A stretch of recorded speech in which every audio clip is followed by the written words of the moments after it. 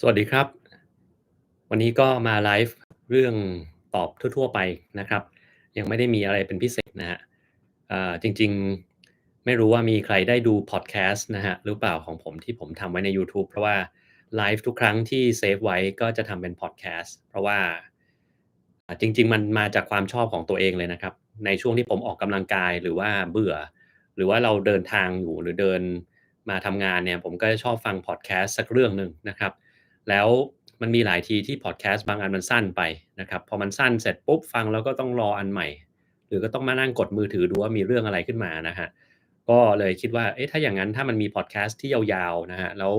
มันมีอะไรให้เราฟังตลอดเวลาเหมือนเป็นเพื่อนนะครับแล้วได้อะไรไปด้วยก็น่าจะดีนะครับงั้นก็เลยเริ่มจากความชอบของตัวเองก่อนก็เลยมาทำเป็นไลฟ์ที่เป็นพอดแคสต์ทำให้เวลาที่ฟังทุกครั้งเนี่ยเนื้อหามันจะไม่เหมือนกันเลยนะครับ แล้วคำถามต่างๆของแต่ละคนที่ถามกันมามันก็จะมีความหลากหลายแต่ละอันก็จะมีแง่มุมที่ไม่เหมือนกันนะครับแล้วก็ถึงแม้ว่าจะเป็นคำถามเดียวกันแต่ว่าคนละไลฟ์บางครั้งเราก็มีแง่มุมอื่นที่เรายังไม่ได้พูดไปในไลฟ์ก่อนหน้าก็เลยเอามาตอบทำให้ถ้าใครฟังไปเรื่อยๆมันก็จะได้ความรู้เพิ่มขึ้นกับตัวเองนะครับสวัสดีทุกคนนะครับที่เข้ามานะครับแต่อย่างที่ผมก็เป็นคอนเซปต์ของตัวเองนะ คือทำมาจนปัจจุบันเนี่ยยังไม่ค่อยมีครั้งไหนที่ผมไลฟ์แล้วก็แจ้งเวลาล่วงหน้าเลยจะมีแค่บางครั้งเท่านั้นแหละที่แจ้งเวลาล่วงหน้าส่วนใหญ่ก็จะเป็นการที่ผมสัมภาษณ์ใครสักคนหนึ่งอย่างงั้นเนี่ยเพราะว่าเราต้องแจ้งเวลาคนที่เราจะไปสัมภาษณ์เขาล่วงหน้านะครับแต่ถ้าวันนี้เราก็ไม่แจ้งเวลาอะไรเพราะว่าส่วนตัวผมเนี่ยอ่าตอนแรกเราก็ไม่ได้คิดว่าจะแบบต้องแจ้งจะมียอดวิวเดี๋ยวคนเขาจะไม่ดูเราไม่สนใจตรงนั้นอยู่แล้วเราสนใจที่ว่าใครมาโชคดีได้ฟังก็ฟังนะครับใครที่มาฟังตอนช่วงไลฟ์ไม่ทันก็ไปฟังเอาที่ผมอัดไว้ก็ได้นะครับส่วนถ้าเกิดคนไหนที่อยากจะถามคำถามมาก็ต้องมาถามเอาช่วงไลฟ์นี่แหละถึงจะได้อืมยาวๆหน่อยนะครับถ้าเป็นคำถามส่วนตัวก็ถามมาในยูทูบตามที่เกี่ยวข้องกับสิ่งที่ถามแล้วกันนะครับสวัสดีทุกคนนะครับ อันนี้มีคำถามที่แบบถามแล้วก็ไม่น่าจะได้คำตอบอะไรนะคือคุณทศพรถามว่ามีอาการปวดหัวจี๊ดๆประมาณ5วิแล้วหายไปเกิดจากอะไรนี่คือไม่สามารถตอบได้จริงๆเพราะว่าข้อมูลที่ให้มันน้อยมากเลยนะครับมันน้อยเกินไปเกินกว่าที่เราจะบอกว่ามันเป็นจากอะไรได้อะนะครับแล้วจี๊ดนี่มันจี๊ดตรงไหนนานแค่ไหนเริ่มมาตั้งแต่เมื่อไหร่มีอาการร่วมอย่างอื่นไหมจี๊ดมันร้าวไปบริเวณอื่นหรือเปล่าอะไรอย่างเงี้ยแล้วเคยเป็นมาก่อนไหมเคยใช้ยาอะไรบ้าง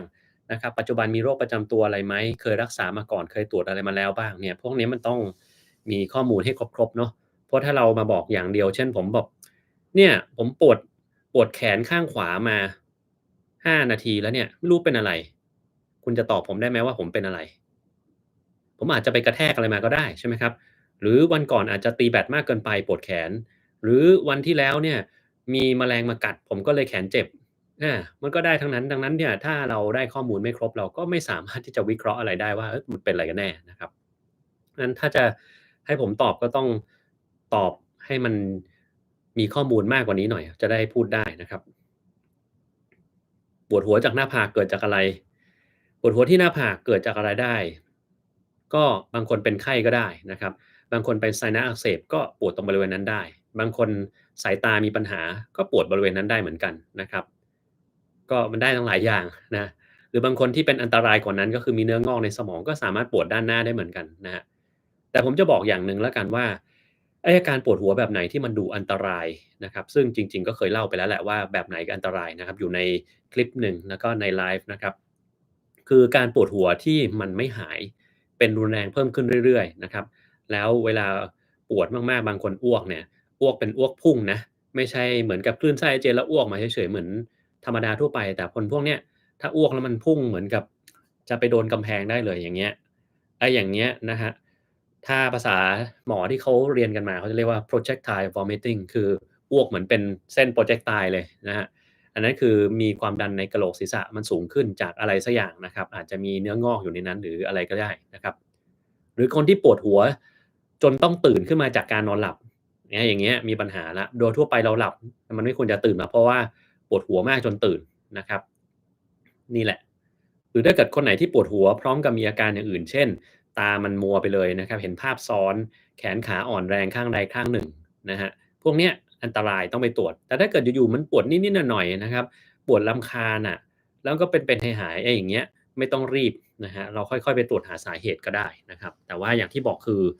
มันมีเหตุผลเยอะแยะไปหมดนะครับถ้าเราให้ข้อมูลมาไม่ครบมันก็ไม่สามารถตอบได้ว่าเป็นอะไรกันแน่นะครับอือฮึ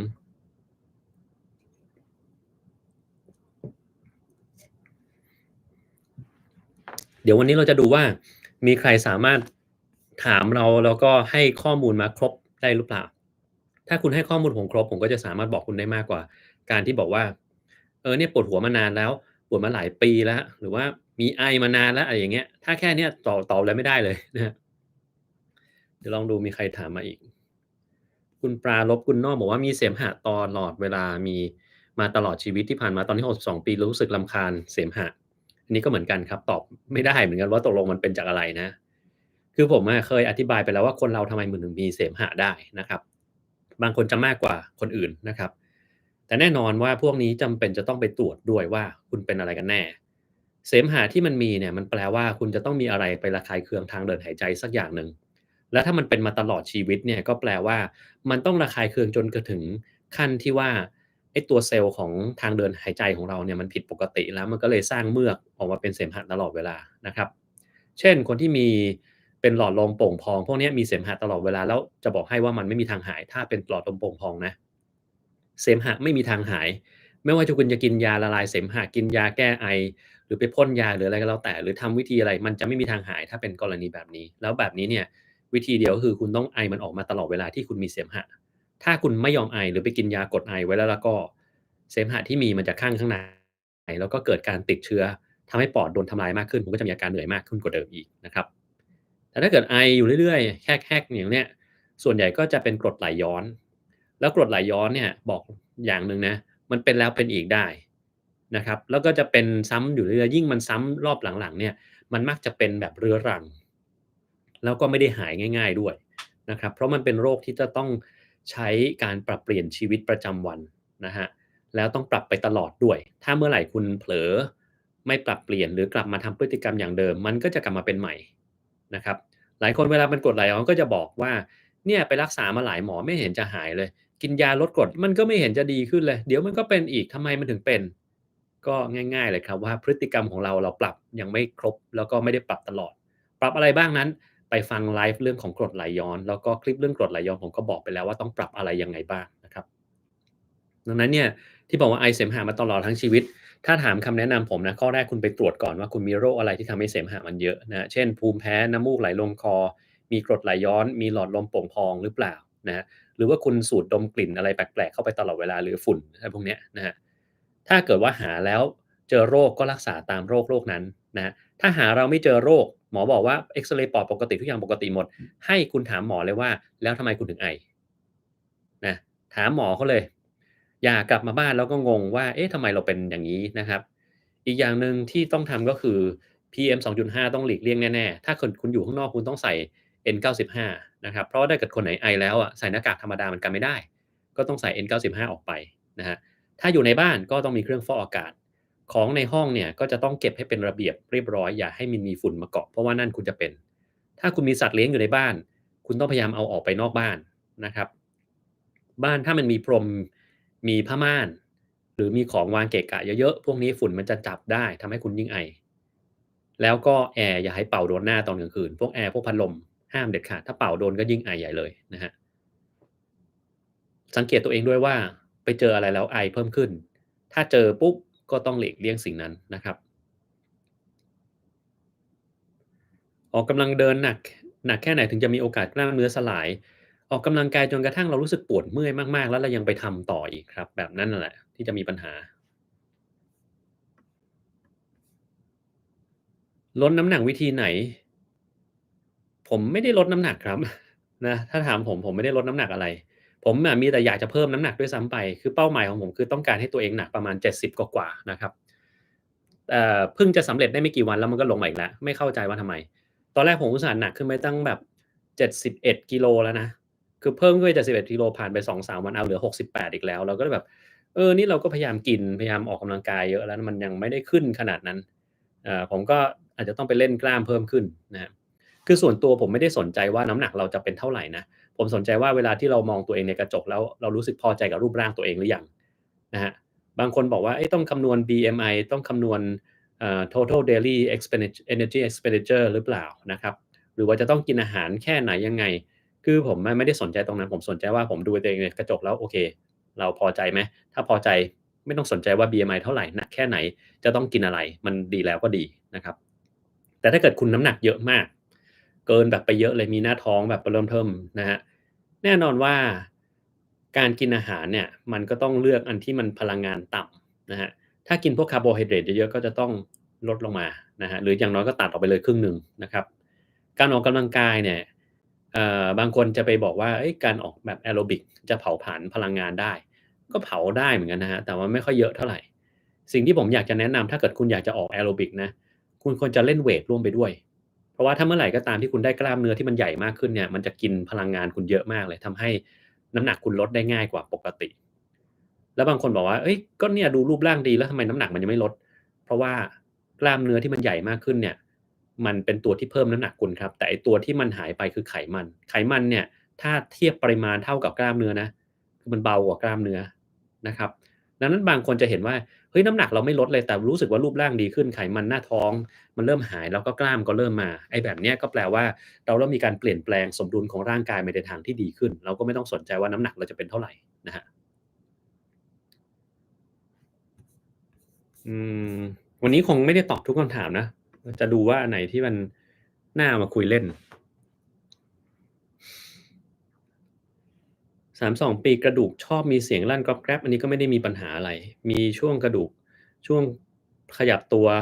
ไม่ได้อันตรายแล้วไม่ต้องกินอะไรด้วยครับแบบเนี้ยไม่ต้องรักษาด้วยนะ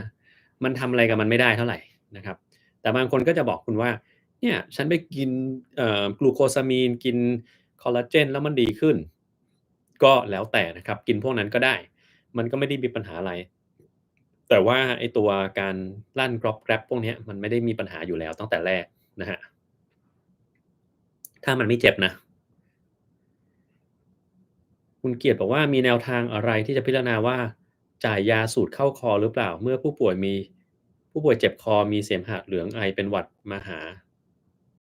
ปกติคนไข้ที่มีอาการเจ็บคอเสมหะเหลืองเป็นหวัดเนี่ยผมจะไม่จ่ายยาพ่นสูตรเข้าคอนะครับมันไม่มีเหตุผลอะไร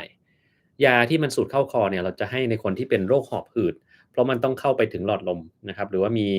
โรคถุงลมโป่งพองหลอดลมโป่งพองหลอดลมโรคปอดอุดกั้นพวกเนี้ยถึงจะต้องให้ยากลุ่มพวกนั้นถ้าคุณไม่ได้เป็นน่ะเราก็ไม่ให้นะครับหรือถ้าคุณไม่มีอาการหลอดลมตีบเราก็ไม่ให้เหมือนกันนะเพราะว่าให้ไปมันไม่ได้อะไรขึ้นมานะครับ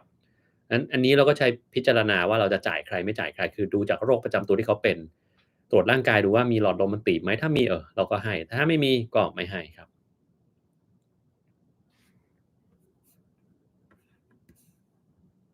นี่ไอแห้งไม่มีเสมหะเจ็บชายโครงด้านซ้ายเจอหมอเอ็กซเรย์พบฝ้าด้านซ้ายล่างเกิดจากอะไรได้บ้างก็มักจะเกิดจากปอดอักเสบจากบริเวณตรงนั้นนั่นแหละครับ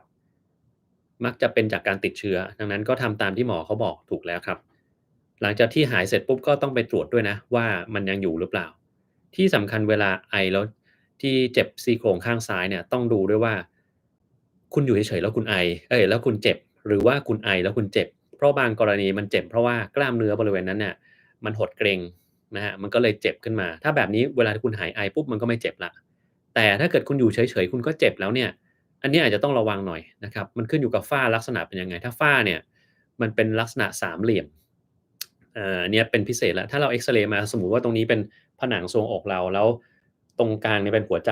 ถ้าเป็นตรงเนี้ยนะครับถ้ามันเป็นสามเหลี่ยมคือฐานอยู่ที่ผนังทรวงอกนะครับแล้วหัวมันแหลมๆลงมาอย่างเงี้ยนะครับ เหมือนเรามีอะไรอะขนมเค้กหรือแตงโมที่เราตัดแล้วเป็นอย่างเงี้ยแหลมๆนะครับฐานอยู่ตรงทรวงอกแล้วก็แหลมๆเข้ามาตรงหัวใจนะไอ้อย่างเงี้ยต้องระวังว่ามีอะไรไปอุดตันเส้เส้นเลือดที่ไปเลี้ยงตรงบริเวณนี้หรือเปล่าเพราะว่าเส้นเลือดเนี่ยมันจะมาจากตรงหัวใจตรงนี้หัวใจปุ๊บมีเส้นเลือดออกมาอย่างงี้ใช่ไหมถ้าเส้นเลือดโดนอุดตันเนี่ยบริเวณถัดจากเส้นเลือดก็จะขาดเลือดนะครับขาดเลือดก็จะกลายเป็นวงกว้างที่ปอดมันไม่มีเลือดมาเลี้ยงและพวกเนี้ยมันจะมีอาการเจ็บ โดยเฉพาะถ้าเนื้อปอดมันเริ่มตายเวลาหายใจแล้วจะเจ็บมากแล้วบางคนอาจจะไอแล้วมีเลือดปนออกมาด้วยนะครับ ดังนั้นเนี่ยถ้าเกิดว่าคุณไม่หายคุณก็ต้องกลับไปตรวจใหม่ว่าเป็นภาวะนี้หรือเปล่านะครับแต่ส่วนใหญ่แล้วเนี่ยคาดว่าไม่น่าใช่เพราะถ้ามันเป็นเส้นเป็นสามเหลี่ยมอย่างเงี้ยหมอหลายๆคนก็จะดูออกอยู่แล้วว่าอ๋อต้องระวังโรคนี้นะครับ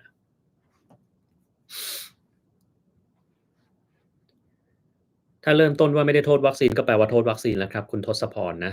บอกว่าหมอฉีดหลังจากฉีดมา3วันตอนนั้นปวดหัวแทบระเบิดหลังจากนั้นก็จี๊ดมาตลอดเลยก็ไม่ได้แปลกอะไรนะปกติวัคซีนตอนฉีดใหม่ๆบางคนก็มีไข้ปวดหัวอยู่แล้วแล้วก็ผมก็เคยแนะนำไปแล้วว่าก่อนจะไปฉีดให้กินยาลดไข้ไว้ก่อนนะไอบูโปรเฟน Naproxen หรือพาราเซตามอลก็ได้นะครับถ้าอย่างนั้นก็ถ้าบอกว่าไม่ได้โทษวัคซีนจริงมันก็ไม่ได้เป็นจากวัคซีนนั่นแหละครับเพราะตัววัคซีนมันไม่ได้ทำให้เรามีอาการอะไร แล้วถ้าปวดหัวจี๊ดนิดหน่อยคุณก็กินยาแก้ปวดธรรมดาก็เรียบร้อยแล้วนะครับอืม wallpaper ด้านหลังทำยังไงก็ไปหารูปที่สวยๆที่ชอบในกูเกิลอะครับแล้วก็พรินต์ใช้พรินต์สีแล้วมาแปะแค่นั้นเองไม่ได้ยากอะไรนะครับกระดาษ A4 ธรรมดาไม่ได้เป็นกระดาษอาร์ตมันอะไรนะคือในห้องนี้มันก็ถ้าวันไหนฝนตกแล้วมันชื้นเนี่ยไอ้ภาพพวกนี้มันก็จะเป็นย่นๆเพราะว่ามันชื้นนะครับเดี๋ยวพอมันหายชื้นมันก็กลับมาตึงเหมือนเดิมแต่ว่าก็ไม่ตึงมากเท่าไรนะครับ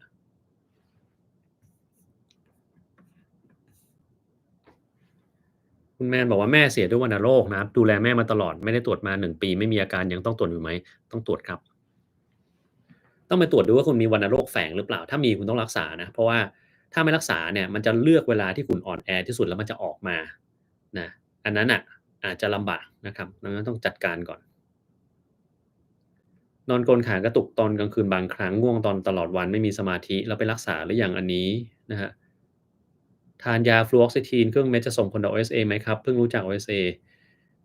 ยาตัวนี้ไม่ค่อยส่งผลต่อ OSA แต่คุณต้องรักษาครับเพราะไม่ฉะนั้นอาการที่เป็นอยู่เนี่ยมันจะเป็นมากขึ้นเรื่อยๆนะครับหัวใจขาดเลือดเจ็บหน้าอกด้านซ้ายได้ไหมครับไม่ได้ครับมันต้องเจ็บตรงกลางนะครับมันเหมือนมีคนมาเหยียบอยู่ตรงเนี้ยตรงกลางเลยถ้าเจ็บด้านซ้ายเนี่ยไม่เป็นไม่ใช่เจ็บด้านขวาก็ไม่ใช่เหมือนกันนะครับป้าไปหาหมอบอกว่าขาดแร่ธาตุสังกะสีถ้าป้าอันนี้คืออะไรอะพีม ไม่เป็นไรถ้าป้าไปหาหมอแล้วหมอบอกว่าขาดแร่ธาตุสังกะสีป้าก็กินแร่ธาตุสังกะสีเพิ่มได้ครับไม่ได้เป็นปัญหาอะไรใส่แมสนอนตอนคืนจะอันตรายหรือเปล่าใส่ยา ZPU มันจะทำให้หลอดลมหายใจสบายไม่ค่อยดีครับไม่แนะนำให้ทำแบบนั้นนะครับ LDL สูงแต่ HDL 90ต้องทานยาลดไขมันหรือเปล่าอ่ามันมีได้ทั้งต้องแล้วก็ไม่ต้องครับขึ้นอยู่ว่าคุณมีโรคอื่นอะไรบ้างหรือเปล่าแล้วก็มีความเสี่ยงปัจจัยแค่ไหนผมเคยทำคลิปเรื่องสอนวิธีในการอ่านไขมันไปเรียบร้อยแล้วนะครับให้ไปดูคลิปนั้นนะครับแล้วคุณจะรู้ได้เองว่าคุณมีความเสี่ยงอะไรที่ผมเคยแจ้งไว้ในคลิปนั้นหรือเปล่าถ้ามีก็แปลว่าคุณต้องกินครับแต่ถ้าไม่มีคุณอาจจะไม่ต้องกินก็ได้แล้วก็ขึ้นอยู่กับ LDL ของคุณสูงแค่ไหนเช่นถ้าเกิดคุณไม่มีความเสี่ยงอะไรแล้ว LDL ของคุณ 160 170ผมก็บอกว่างั้นก็ไม่ต้องกินนะครับแต่ถ้าเกิดว่าคุณแบบเจอ LDL 400อะไรเงี้ย300-400ไอ้อย่างเงี้ยคุณต้องกินแล้วนะครับเพราะว่ามันเยอะเกินไปนะครับหรือถ้าเกิดคุณมี LDL แบบ150แล้วคุณเป็นเบาหวานด้วยอย่างเงี้ยไอ้อย่างงี้ก็ต้องกินนะครับดังนั้นเนี่ยมันมีปัจจัยอื่นที่จะพิจารณาว่าต้องกินหรือไม่กินนะให้ไปดูคลิปเรื่องของการสอนอ่านผลไขมันนะในนั้นบอกไว้หมดแล้วนะครับ ถ้าดูแล้วไม่เข้าใจดูซ้ำได้ครับเพราะว่ามันดูรอบเดียวอาจจะไม่เข้าใจเนื่องจากเนื้อหามันเยอะนะครับ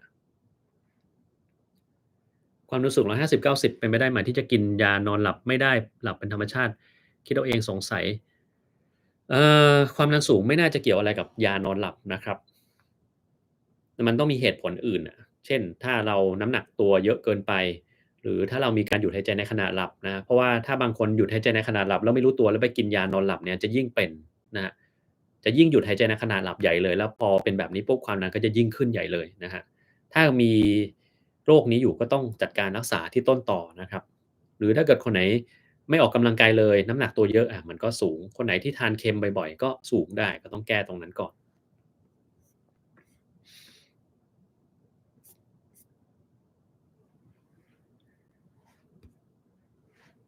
คนไข้ที่ป่วยเพราะเกลือคนไข้ที่ป่วยเพราะน้ำตาลเคสฝั่งไหนรักษายุ่งยากกว่ามันทั้งคู่แหละครับเพราะว่ามันมักจะมาพร้อมกันในคนเดียวกันนั่นแหละนะครับบางคนก็มีทั้งความดันบางคนก็มีทั้งเบาหวาน ถ้ามันเป็นทั้งคู่ก็จะรักษาลำบากเพราะว่าเราบอกให้คนไข้งดอย่างหนึ่งแต่อีกอย่างหนึ่งคนไข้ไม่ยอมงดอย่างเงี้ยก็จะแย่นะครับดังนั้นก็ต้องจัดการทั้งคู่พร้อมกันคือคนพวกนี้เนี่ยมันบางทีเรารักษาคนไข้เรามันจะแปลกอย่างคนไข้มักจะไม่ค่อยเชื่อหมอเท่าไรแล้วก็จะมีข้ออ้างต่างๆนานาว่าทำไมถึงทำไม่ได้นะครับแต่ว่าพอมีคนอื่นที่ไม่ใช่หมอมาบอกว่าไปกินอันนั้นสิอันนี้สิแล้วดีนะ หรือว่ากินอาหารแบบแปลกๆแล้วมันจะดีรีบทำใหญ่เลยไม่สงสัยด้วยซ้ำว่าทำไมต้องทำแบบนั้นนะครับแล้วก็ไม่รู้ด้วยซ้ำว่าไอ้สิ่งที่ไปกินเนี่ยมันดีหรือมันไม่ดีมันมีข้อเสียอะไรไหมนะครับไม่ได้กลัวว่าตับไตจะพังไม่ได้สนใจว่าจะต้องทำหรือกินไปนานเท่าไรแต่พอเป็นยาหมอปุ๊บเนี่ยสนใจเลยกินแล้วตับไตพังหรือเปล่ากินแล้วมันจะมีปัญหาอะไรไหมต้องกินไปนานเท่าไรหยุดกินได้หรือเปล่าคือถามทุกอย่างแต่พอเป็นของคนอื่นไม่เห็นมีคำถามเลย อันเนี้ยแปลกผมไม่เข้าใจเหมือนกันนะว่าทำไมจนปัจจุบันเนี้ยนะครับน้ำมันปลาลด LDL ได้จริงหรือเปล่าอ่าไม่จริงนะครับน้ำมันปลาเนี่ย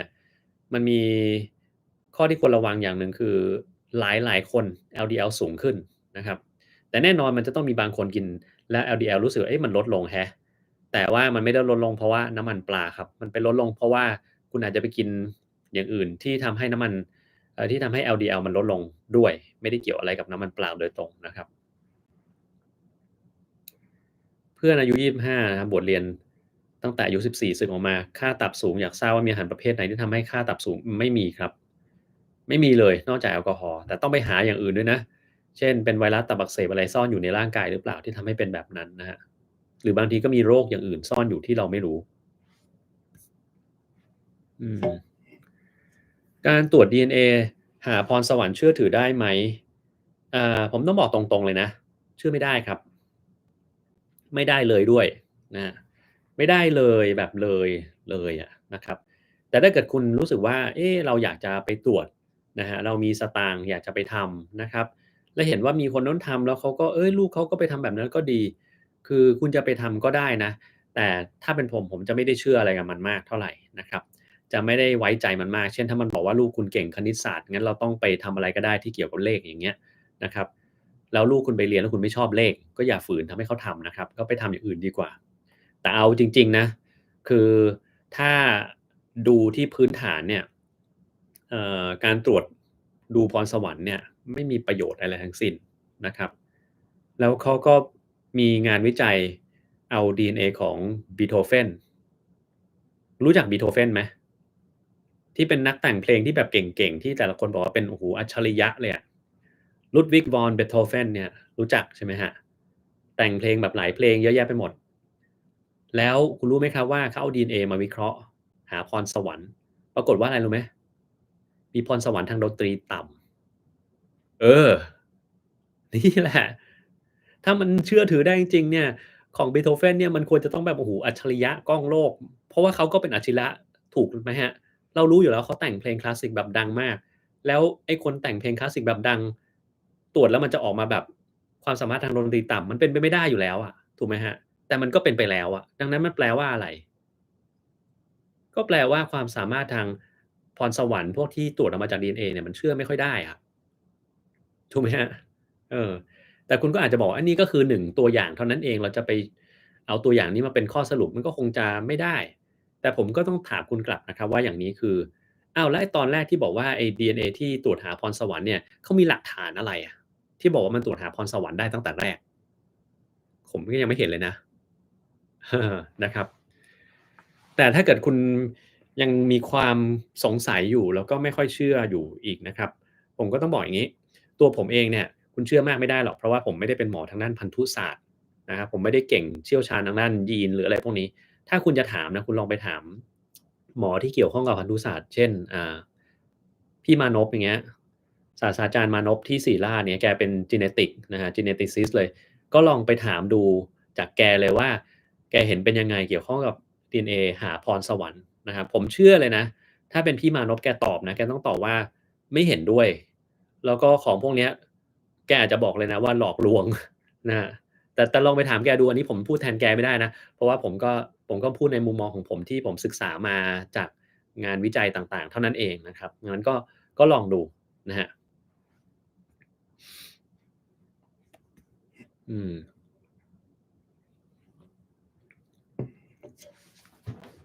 อันนี้อะไรนี่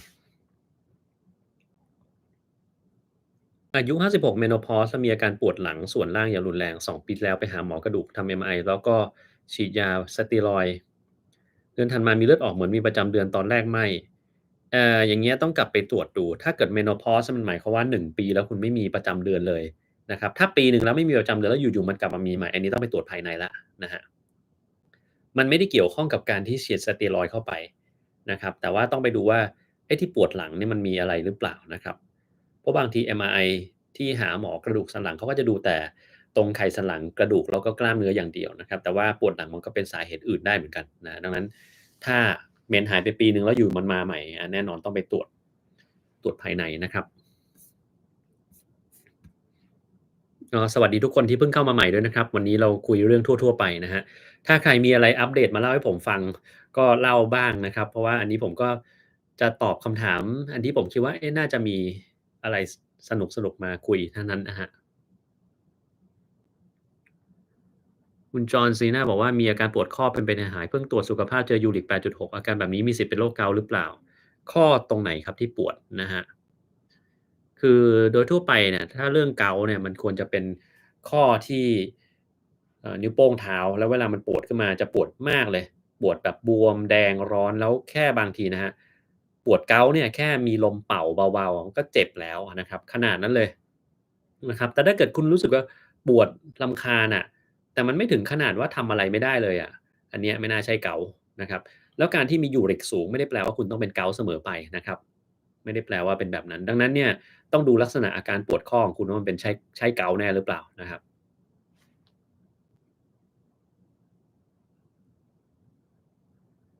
นิยายเศร้าแล้วเป็นหัวใจเจ็บจี๊ดๆเหมือนโดนเข็มทิ่มแทงเป็นอาการ Broken Heart Syndrome หรือเปล่าไม่ใช่ครับเป็นแค่ความรู้สึกเฉยๆนะครับพัดลมน้ำมีโทษอย่างไรบ้างไม่ได้มีโทษอะไรนะครับถ้าน้ำที่คุณใช้มันสะอาดนะครับแล้วก็เช็ดล้างดีนะครับถ้ามันไม่สะอาดขึ้นมาแล้วก็มันก็ขึ้นอยู่กับคุณมีอะไรอยู่ในนั้นแล้วคุณพัดมาโดนตัวเองเรื่อยๆกันนั่นแหละก็จะมีปัญหาได้นะครับ อืมญาติเป็น COPD มาหลายปีแต่ได้ประคองอาการมีโอกาสหายขาดไหมครับบอกเลยครับไม่มี COPD เป็นโรคที่ไม่มีทางหายขาดไม่มีทางทำยังไงก็ไม่มีทางหายนะครับได้แค่ประคองอาการไปเรื่อยๆตลอดชีวิตนะครับ COPD มันเป็นโรคปอดอุดกั้นนะครับคือส่วนใหญ่แล้วนะครับเกิดจากการสูบบุหรี่แล้วพอสูบบุหรี่สักพักหนึ่งเนี่ยถุงลมมันจะโดนทำลายไปนะครับ หลอดลมก็จะโดนทำลายไปพอมันเป็นปัญหาแบบนั้นแล้วเนี่ยมันจะไม่มีทางย้อนกลับมาเหมือนเดิมได้อีกเลยนะครับดังนั้นคนพวกเนี้ยเราได้แต่รักษาตามอาการคืออาจจะต้องให้ยาขยายหลอดลมยาลดการอักเสบเวลาที่มีอาการขึ้นมาอาจจะใช้ยาพ่นเข้าไปนะครับแล้วที่แน่นอนก็คือต้องออกกำลังกายคนพวกเนี้ยต่อให้เหนื่อยก็ต้องออกกำลังกายเพราะว่าถ้าคุณไม่ออกกำลังกายมันจะเหนื่อยเพิ่มขึ้นเรื่อยๆแต่ถ้าเกิดคุณออกกำลังกายดีมันจะเหนื่อยลดลงเรื่อยๆถึงแม้ว่าปอดคุณจะยังแก้ไขไม่ได้ก็ตามนะครับนี่แหละ ผมเคยพูดเรื่อง COPD ไปตั้งแต่เมื่อผมเริ่มทำยูทูบใหม่ๆก็ต้องลองย้อนกลับไปฟังตรงนั้นดูนะครับก็ต้องพยายามออกกำลังกายนะถ้าไม่ออกกำลังกายนี่เสร็จแน่เลยคนพวกนี้นะครับคนผู้ป่วยติดเตียงนั่งไม่ได้สามารถพาไปตรวจตาได้ไหมครับได้ครับ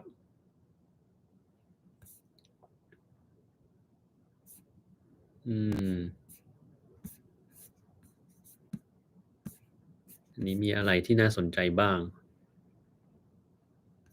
เห็นข่าวน้องอายุ3ขวบเล่นแช่น้ำแล้วไปนั่งปั่นจักรยานกับเพื่อนสุดท้ายเสียเพราะเส้นเลือดในสมองแตกทำให้เส้นเลือด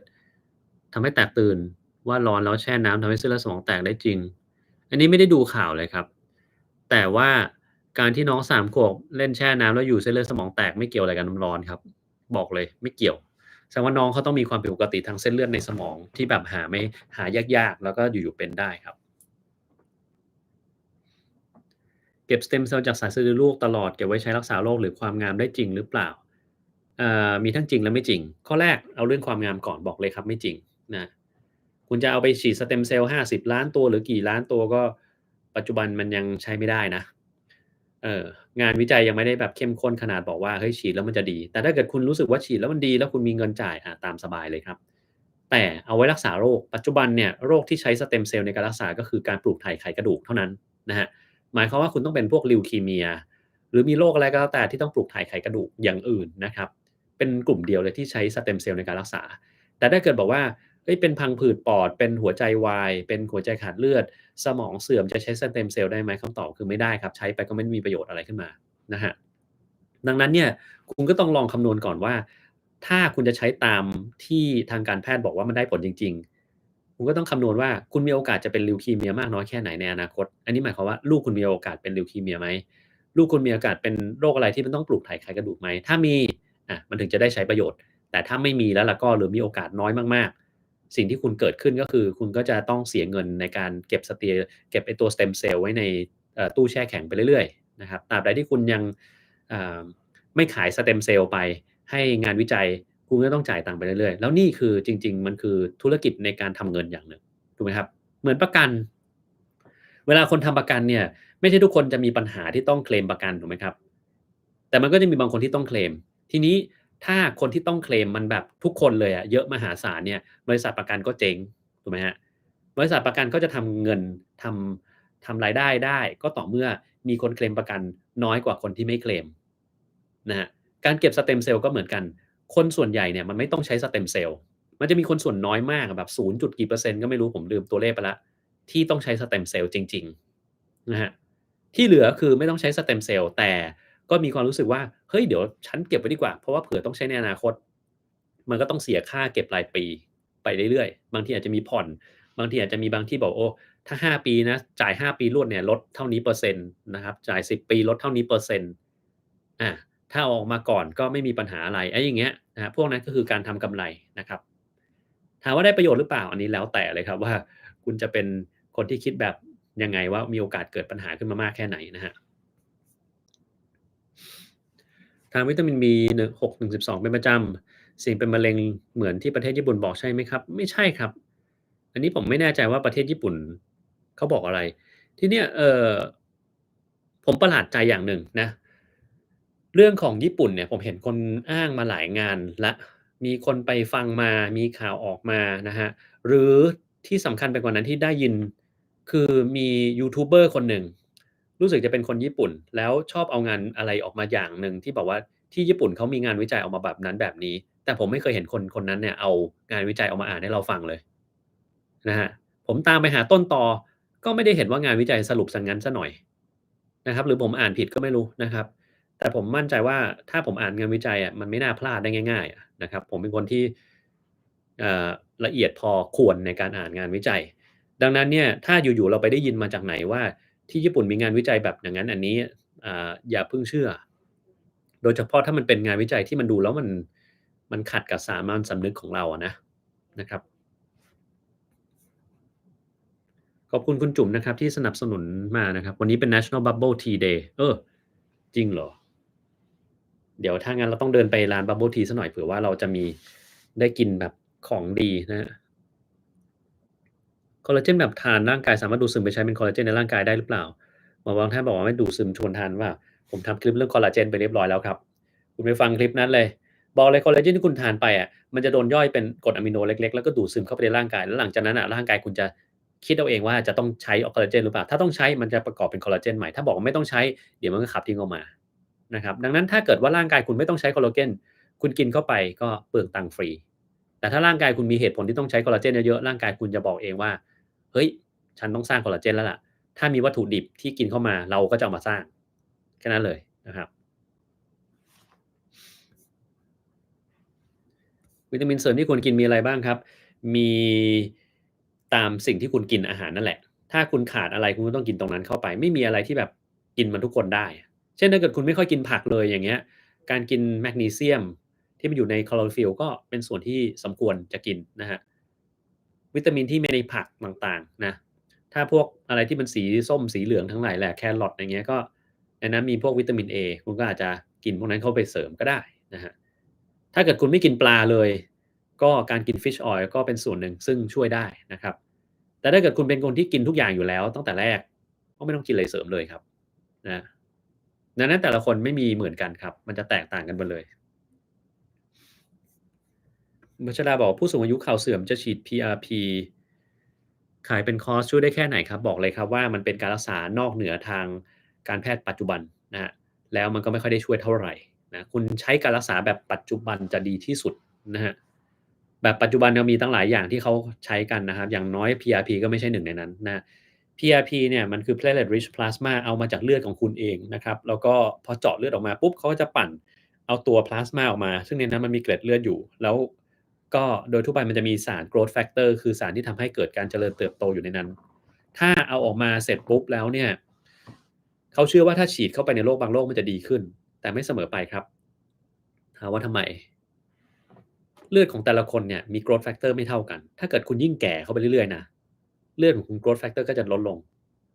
นะฮะ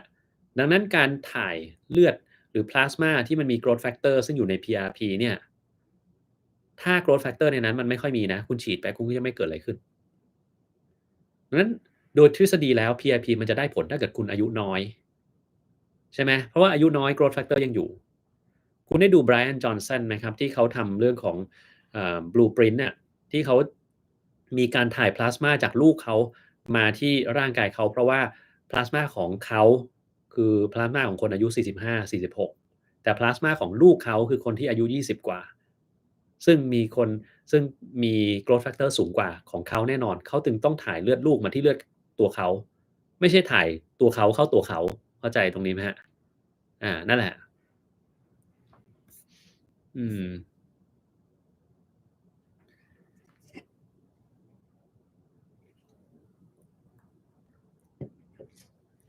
ที่ผมกินวันละ2มื้อมื้อแรกเป็น Whey Protein แล้วไม่กินมื้อเย็นเลยแนวทางกลไกอะไรที่ทำให้ไม่หิวระหว่างมื้อบอกได้เลยครับความยุ่งง่ายๆเลยงานเยอะถ้างานผมเยอะเนี่ยผมก็ไม่กินข้าวกลางวันได้เพราะมันยุ่งแล้วเราก็ไปกินข้าวมื้อเย็นแค่นั้นตรงๆไม่มีอะไรมากกว่านี้นะแต่ถ้าวันไหนผมไม่ยุ่งแล้วก็ผมก็จะหิวแล้วผมก็จะไปหาอาหารมากินก็ไม่ได้แปลว่าผมจะกินข้าว2มื้อทุกวันนะครับคือผมก็อาจจะไปกินอะไรอย่างอื่นก็ได้อย่างเช่นวันเนี้ย ไม่มีประชุมไม่ได้มีงานอะไรเป็นพิเศษเดี๋ยวกลางวันผมก็จะหิวผมก็จะไปหาอะไรกินนะครับเราไม่ได้จำเป็นจะต้องเข้มงวดกับตัวเองมากขนาดว่าเฮ้ยเราจะต้องทำ IF ทำ one meal a day หรืออะไรก็แล้วแต่นะครับคือผมรู้สึกว่ากินให้สมดุลในที่นี้หมายความว่าสมดุลในแง่ของอ่าอาหารนะครับให้มันหลากหลายประเภทและอีกอย่างหนึ่งคือสมดุลในแค่ของความอยากกินด้วยนะครับถ้าเราอยากกินอันนี้แล้วเราไม่กินมันอยู่เรื่อยๆเนี่ย คืออดไปเลยนานๆเดี๋ยวมันจะต้องมีสักวันหนึ่งซึ่งเราตะบะแตกหรือว่าเราหงุดหงิดขึ้นมานะครับเราอารมณ์เสียแต่เราแบบเซ็งอะทำไมเราไม่ได้กินแล้วเราอยากจะกินอย่างเงี้ยผมก็จะไม่อยากจะให้เกิดอารมณ์แบบนั้นขึ้นมานะครับก็จะไปกินอยู่ดีเช่นเรารู้ว่ากินชานมไข่มุกมันกินเรื่อยๆไม่ดีถูกไหมครับแต่แบบนานๆกินทีก็ไม่เห็นเป็นไรนี่หว่าใช่ไหมนี่คือความสมดุลในความหมายของผมด้วยนะสมดุลทางด้านความอยากในการกินด้วยนะครับอืม ไปฉีดวัคซีนไข้หวัดใหญ่กับไข้เลือดออกในวันเดียวกันแล้วไม่สบายปกติไหมครับปกติดีครับเคยได้ยิน Paper DNA ของ Beethoven อันนี้คือตรงข้ามกับสิ่งที่ Beethoven เป็นเลยนั่นสิครับวิธีตรวจความชอบความถนัดนิสัยด้านต่างๆด้วยแบบสอบถามอันนี้ใช้ได้ไหมครับใช้ได้ครับตอนนี้ยังใช้ได้อยู่เพราะว่านั่นมันเป็นการดูซิว่าตัวคนที่ทำแบบทดสอบเนี่ยเขาชอบอะไรกันแน่มันก็จะแสดงออกมาในการตอบคำถามครับอันนั้นยังเชื่อได้อยู่แต่ DNA เนี่ยมันไม่ได้ครับ อ๋อเคยบอกว่าความดันสูงหรือต่ำขึ้นอยู่กับแต่ละคนปกติความดันอยู่เท่าไรจึงที่เท่าไรจริงหรือเปล่าจริงครับคนมันไม่ถ้าให้ดีนะความดันควรจะ110/70หรือต่ำกว่านั้นนะครับบางคนก็จะบอกว่าเอ๊ะฉันมีความดันต่ำ90/40เนี่ยถือว่าต่ำหรือเปล่าถ้าคุณเดินไปเดินมาได้เนี่ยไม่ถือว่าต่ำถือว่าปกติดีนะครับผมเคยอธิบายแล้วว่าโรคความดันต่ำคืออะไรมันมีจริงหรือเปล่านะครับลองไปฟังคลิปนั้นดูแล้วก็จะได้คำตอบนะครับ คุณศรีสันต์บ้านป่าบอกว่าลูกอายุ6ขวบบ่นว่าเจ็บเท้าคุณไปตรวจอะไรครับจะเป็นหรือเปล่าถ้าลูกอายุ6ขวบบ่นว่าเจ็บเท้านี่คุณต้องไปตรวจเสมอนะครับอย่างน้อยก็ให้หมอเขาดูตรงเท้าก่อนว่ามันมีเหตุผลอะไรไหมที่ทำให้เขาปวดนะครับก็แล้วหลังจากนั้นหมอเขาจะสั่งการตรวจเพิ่มเติมเช่นอาจจะเอกซเรย์ถ้าเขาสงสัยว่ากระดูกมันมีปัญหานะครับหรืออาจจะตรวจเลือดถ้าเกิดว่าสงสัยว่ามีการอักเสบอะไรบริเวณนั้นนะครับ จริงๆสีสันบ้านป่านี่คือคุณอยู่ตรงบ้านป่าหรือเปล่านะครับผมอะชอบดูพวกรายการในยูทูบที่เขาไปอยู่ตามป่าตามเขานะมันดู มันดูธรรมชาติดีอะบางทีดูยูทูบอะไรที่มันบ้านๆบ้างมันก็มีความสุขดีเหมือนกันนะคือของที่เขากินดูมันหามายากอะบางทีแบบกินแค่เอาไก่เข้าเข้าไปในป่าหรือไปหาหน่อไม้ป่ากินแค่นี้มันดูรู้สึกว่ามันไม่ใช่อาหารที่เลิศรสอะไรเหมือนที่เราไปกินตามร้านอาหารต่างๆนะแต่มันดูเหมือนกับชีวิตเราได้กลับสู่ธรรมชาติแล้วก็ได้กินของที่มันแบบธรรมชาติมากๆเลยอาหารมันไม่ได้ของหาง่ายในป่าอย่างเงี้ยแล้วเราได้กินมันจะมีความรู้สึกดีผมก็ชอบเหมือนกันนะครับอืมสงสัยว่าทำไมหยุดหายใจในขณะหลับแล้วไม่เสียชีวิตอันนี้ความคิดดีนะครับ คือโดยทั่วไปอะสมองของเรามันจะมีการสั่งการอยู่แล้วว่าถ้าเราหยุดหายใจนานๆเราจะตายถูกไหมครับมันก็จะสั่งการมาว่าเฮ้ยหยุดหายใจมากไปกว่านี้ไม่ได้แล้วนะเราต้องหายใจได้แล้วสมองเราจะสั่งให้เราตื่นขึ้นมาครับตื่นขึ้นมาปุ๊บสมองเราก็จะควบคุมกล้ามเนื้อการหายใจทำให้มันเปิดโล่งแล้วก็ลมสามารถหายใจเข้าไปได้นะครับแต่ไอ้การตื่นแบบนี้เนี่ยมันจะไม่ใช่เหมือนกับเราตื่นมาแล้วรู้เรื่องเลยไม่ใช่นอนๆอยู่ตื่นอะไรเกิดอะไรขึ้นไม่ขนาดนั้น มันอาจจะตื่นมาแบบนิดๆหน่อยๆทำให้เรานอนหลับไม่สนิทนะครับทั้งคืนเราอาจจะไม่รู้ตัวด้วยซ้ำไปว่าเราตื่นขึ้นมานะมันลักษณะเป็นยังไงคือกลางคืนถ้าเรากรนๆอยู่เนี่ยเราก็เงียบไปเลยไอ้ตอนที่มันเงียบเนี่ยคือทางเดินหายใจของเราปิดสนิทเราไม่มีลมอากาศเข้าไปแล้วเราปล่อยคนนั้นไว้สักพักหนึ่งอะสิ่งที่คุณจะเห็นในคนพวกเนี้ยนะคือมันจะนิ่งไปแป๊บหนึ่งสักพักก็อย่างเงี้ยเฮือกขึ้นมาเหมือนเหมือนจะหาอากาศหายใจ แล้วหายใจแบบเนี้ยอยู่สักพักหนึ่งแล้วสักพักมันก็จะเงียบไปใหม่แล้วก็เงียบใหม่เงียบแล้วก็เฮือกขึ้นมาใหม่ไอ้ตอนเฮือกเนี่ยคือมันตื่นนะครับก็เป็นกลไกป้องกันการเสียชีวิตของร่างกายนะนี่แหละมันถึงทำให้คนพวกเนี้ยไม่ตายแต่มันก็จะทำให้คนพวกนี้คือนอนหลับไม่สนิททั้งคืนแล้วก็จะมีปัญหาต่างๆตามมาเยอะแยะไปหมดนะครับวิตามินเจลาตินทานทุกวันได้หรือเปล่าอืมเจลาตินมันไม่ใช่วิตามินนะครับไม่รู้จะทานไปทำไมเหมือนกันนะ ได้ยินว่าหมอไม่ได้บริจาคเลือดเพราะอะไรเหรอครับไม่มีเหตุผลอะไรพิเศษเลยครับถ้ามีให้บริจาคก็ไปบริจาคนะตอนหลับจะมีอาการเหมือนสำลักน้ำลายอันนี้ต้องไปตรวจเลยครับเพราะว่าหลายคนน่ะมีการหยุดหายใจขณะหลับอาจจะเป็นแบบนั้นได้ Cardiospasm เกิดจากอะไร Cardio ไม่มีการ Spasm นะครับมันไม่มีโรคนี้อยู่ในโลกนี้ดังนั้นต้องบอกเราว่าก่อนว่าหมอเขาวินิจฉัยว่าโรคอะไรกันแน่เพราะว่า Cardiospasm ไม่มีนะครับผมไม่เคยได้ยินโรคนี้มาก่อนนะครับแต่ถ้าเป็น Coronary Spasm เนี่ยมีคือหลอดเลือดที่ไปเลี้ยงหัวใจมันเกิดการหดเกร็งนะครับก็บางคนก็เป็นของมันเองได้นะแต่บางคนเนี่ยก็เป็นเพราะโรคบางโรคเช่นคุณใช้โคเคนหรือใช้ยาอะไรที่มันทำให้เส้นเลือดมันมีการหดเกร็งไอ้อย่างเงี้ยส่วนใหญ่เป็นเพราะพวกยาเสพติดนะ coronary vasospasm ที่เกิดพวกนี้ได้นะก็ต้องไปใช้ยาที่มันขยายหลอดเลือดเท่านั้นเองนะวิธีการออกกำลังกายที่นอนอยู่บนเตียงอยากฟังไปด้วยขยับร่างกายก็ลองทำ leg raise สิครับยกขา2ข้างขึ้นไปนะเรายกให้มันตั้งฉากอย่างเงี้ยแล้วตอนลงมาก็ลงมาให้มันใกล้พื้นเตียงที่สุดแต่ว่าอย่าให้มันแตะพื้นเตียงเราก็ค้างไว้อย่างนั้นน่ะนับ1 2 3แล้วก็ยกขึ้นไปใหม่ แค่นี้มันก็เมื่อยพุงนะครับแต่ถ้าเกิดว่าแอดวานซ์ขึ้นมาหน่อยคือเราแข็งแรงแล้วตอนที่เรายกขาขึ้นมาตั้งฉากกับพื้นเตียงใช่ไหมลองพยายามดันเอวเราให้ลอยออกมาจากเตียงนะครับดันให้ลอยขึ้นมาเลยนะอันนั้นเนี่ยดันขึ้นไปแล้วก็พยายามค้างแป๊บหนึ่งแล้วค่อยเอาลงแต่ถ้าค้างนานไม่ได้ไม่เป็นไรเอานิดเดียวก่อนนะครับนั้นอาจจะแอดวานซ์ขึ้นมานิดหนึ่งนี่เป็นสิ่งที่ทำได้บนเตียงเนาะหรือคุณจะใช้เป็นแบบkick back ก็ได้นะครับ ถ้า horse kick ก็ได้ครับคือคว่ำตัวลงบนเข่า2ข้างแล้วก็มือ2ข้างเตะขาไปข้างหลังอะไรอย่างเงี้ยก็ได้หรือมีอีกท่าหนึ่งที่แบบว่าทำท่าเดียวกันนั่นแหละแต่ว่าให้เรางอเข่าแล้วยกออกไปด้านข้างอันนี้มันไม่รู้ว่าท่านี้เรียกว่าอะไรแต่ผมจะเรียกว่าท่าหมาฉี่หมาตัวผู้นะไม่ใช่หมาตัวเมียนะครับถ้าเกิดใครเห็นใครรู้จักชื่อท่านี้จริงๆก็บอกผมมาด้วยนะเพราะว่าผมเรียกว่าท่าหมาฉี่ เนื่องจากว่ามันเหมือนหมาที่ไปฉี่ตามเสาเป๊ะเลยนะแต่มันเป็นท่าที่มันได้ออกกำลังกายก้นมากนะครับแล้วก็ดีด้วยนะอีกอันหนึ่งคือถ้า windshield wiper คือนอนหงายแล้วกางแขนออกเอาวางไว้บนเตียงยกขาให้มันตั้งฉากกับ พื้นเตียงหลังจากนั้นก็เอนขาไปด้านข้างให้มันเกือบจะแตะพื้นเตียงด้านข้างค้างแป๊บหนึ่งแล้วเอาขึ้นมาใหม่แล้วก็ไปอีกข้างหนึ่งอย่างเงี้ยลองทำไปเรื่อยๆนะครับ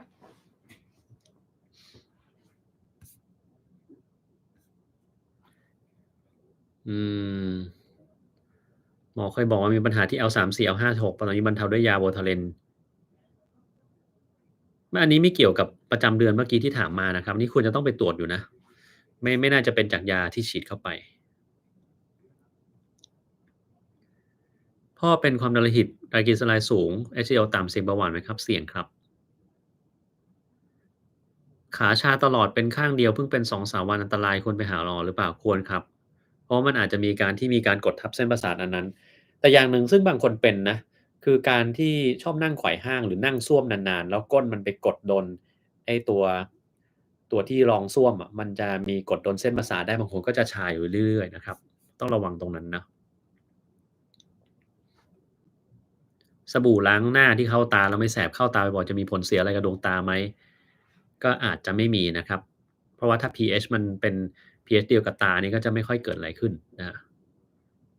เป็น stroke กินยา Clopidogrel อยู่อันตรายหรือเปล่าไม่ได้อันตรายอะผมว่าถ้าเกิดคุณไม่กิน Clopidogrel เนี่ยจะอันตรายกว่านะครับแน่นอนว่ายานี้มันเป็นยาต้านเกล็ดเลือดถ้าไปกระทบกระแทกอะไรก็จะเลือดออกง่ายกว่าคนอื่นเขานะครับ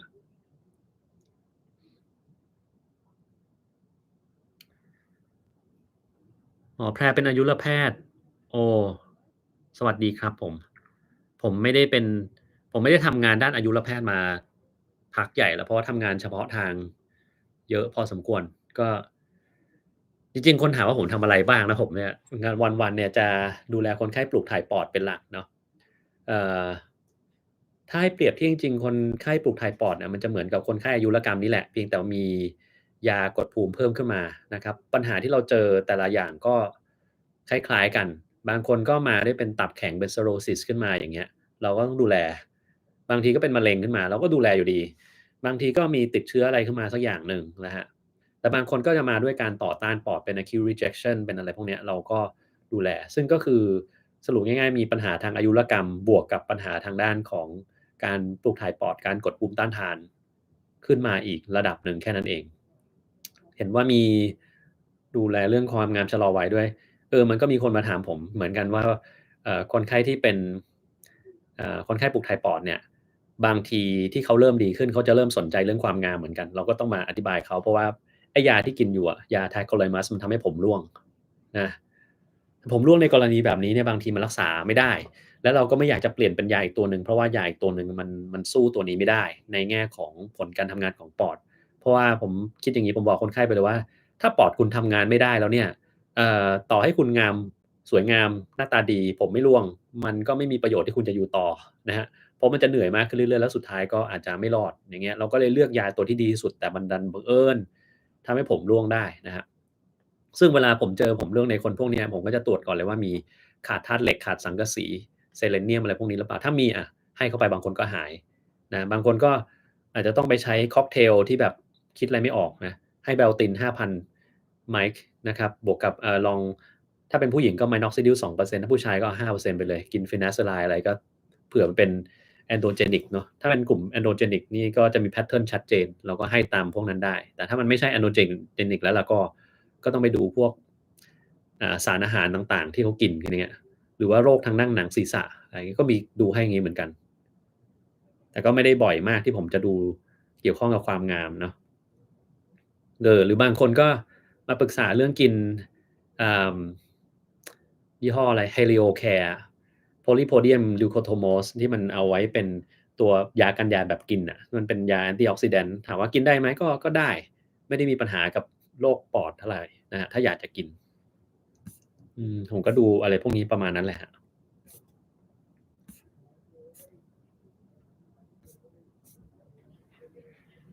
การหยุดหายใจในขณะหลับจะรู้ได้ยังไงถ้านอนคนเดียวมีอาการยังไงถ้านอนคนเดียวนะตื่นขึ้นมาถ้าคนไหนมีอาการเจ็บคอแห้งปวดหัวตอนตื่นเนี่ยใช่แน่รีบไปตรวจเลยนะครับถ้าระหว่างวันไม่มีสมาธิหงุดหงิดง่วงต้องหลับนะครับถ้าเรานั่งประชุมอยู่ๆแล้วอย่างงี้เลยเนี่ยไปตรวจได้แล้วครับ ถ้าเรารู้สึกว่าเรานอนเพียงพอแล้วนอนตั้ง8-9ชั่วโมงทำไมมันยังง่วงอยู่ดีนี่ก็เหมือนกันไปตรวจครับท่าหมาฉี่ชื่อท่า Fire Hydrant ที่มาคือหมามันชอบไปฉี่สั่งถังดับเพลิงกลายเป็นชื่อนี้ผมก็เรียกไม่รู้ผมก็เรียกชื่อท่าหมาฉี่อยู่ดีนั่นแหละครับเพราะว่ามันชัดเจนสุดอะใช่ไหมบอกว่าคุณทำท่า Fire Hydrant มันชื่อท่าอะไรวะเนี่ยไม่รู้จักนะแต่บอกเนี่ยคุณเคยเห็นหมามันฉี่ไหมคุณทำท่าเดียวกับมันเลยเหมือนได้กล้ามเนื้อก้นได้ดีด้วยนะครับ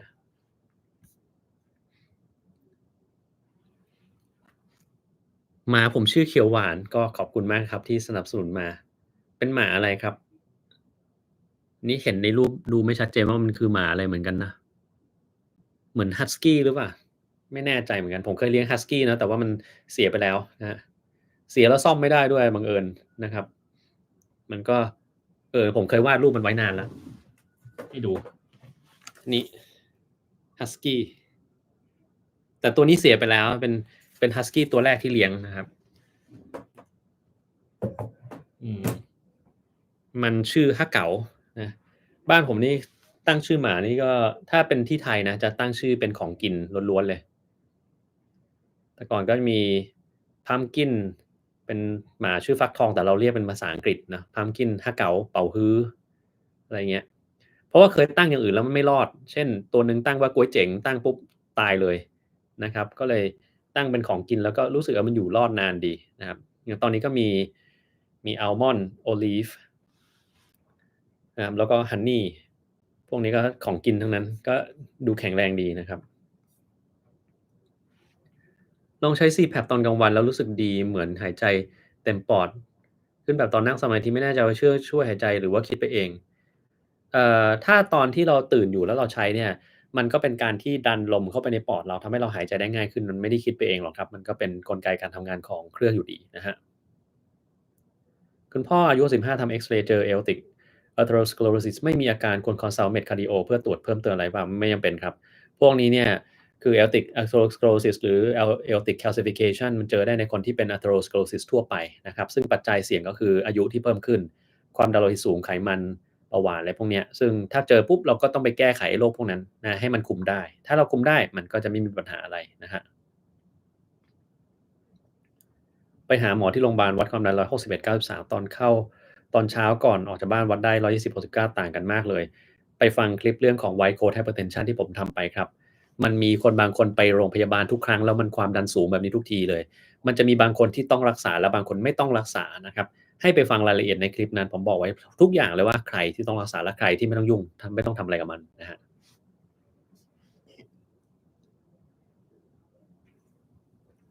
เบาหวานต้องเท่าไรถึงจะทำให้เสื่อมสมรรถภาพทางเพศได้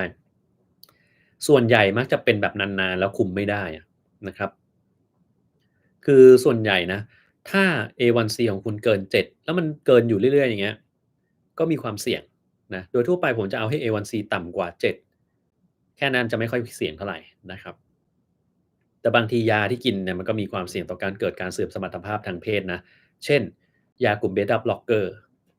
แล้วส่วนใหญ่มันจะต้องกินในบางคนที่เป็นเบาหวานเยอะๆเหตุผลเพราะว่าพอเป็นเบาหวานเยอะๆมันจะมีโรคแทรกซ้อนโรคหนึ่งก็คือโรคหัวใจ แล้วโรคหัวใจเนี่ยโดยเฉพาะเส้นเลือดหัวใจตีบเนี่ยยาที่เป็นมาตรฐานในการรักษาคือยากลุ่ม Beta Blocker ที่มันเป็นยาลดความดันแต่ไอ้ยา Beta Blocker เนี่ยมันก็ทำให้คุณเสื่อมสมรรถภาพทางเพศได้เมื่อเวลาที่คุณกินมันอยู่แต่คุณก็เลือกเอาแล้วกันว่าคุณอยากจะมีสมรรถเพศสมรรถภาพทางเพศแต่ว่าเสียชีวิตเพราะโรคหัวใจหรือจะเอาอะไรกันแน่นะครับคือยาเนี่ยมันต้องกินไม่งั้นเนี่ยหัวใจคุณก็จะคุมไม่ได้อยู่ดีนะครับ ไม่มียาอย่างอื่นที่มาทดแทนตัวนี้ได้แล้วก็ดีเท่าตัวนี้นะในปัจจุบันยังไม่มีนะครับดังนั้นก็ต้องดูเพราะฉะนั้นคุณคุมเบาหวานให้ได้ตั้งแต่แรกจะดีกว่าครับคุณจะได้ไม่ต้องมานั่งกินไอ้ยาพวกนี้นะครับ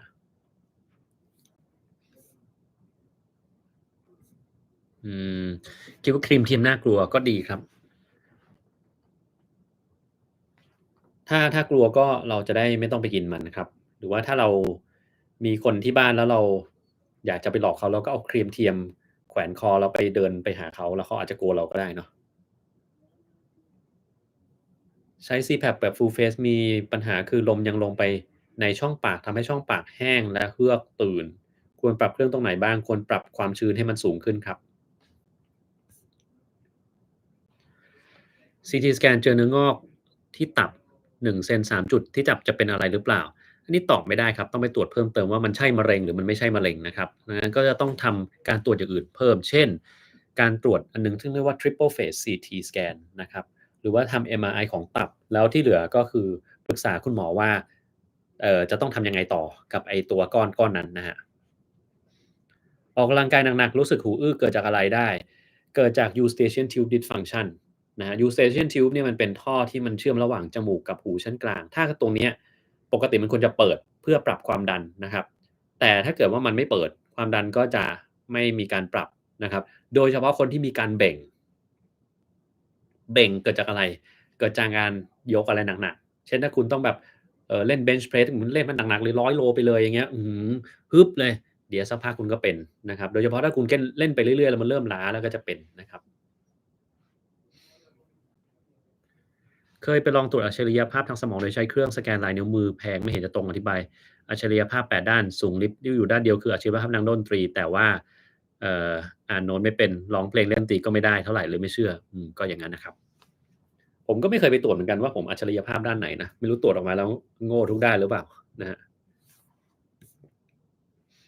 แต่ถ้ามันตรวจออกมาแล้วบอกว่าเรางี่เง่าทุกด้านนี่ไม่เชื่อเลยเพราะว่าอย่างน้อยเราก็ยังพอทำอะไรได้บ้างเหรอวะอะไรเงี้ยใช่ไหมครับ ดูคลิปรายการ The Golden Song The Golden Song The Golden Song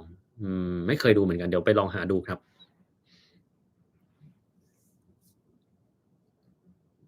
อันนี้อะไรเนาะทำไมคนแก่ชอบหงุดหงิดเออนะครับอันนี้จะอธิบายยังไงดีคือต้องบอกอย่างงี้คนแก่เขาเนี่ยเคยทำอะไรได้ดั่งใจมาก่อนเคยเป็นนายตัวเองเคยเป็นคนที่ควบคุมตัวเองอ่าทำอะไรก็ได้เดินเหินก็เร็วใช่ไหมครับตัดสินใจก็ได้มีหน้าที่การงานทำแล้วพอแก่แล้วเนี่ยมันไม่มีใช่ไหม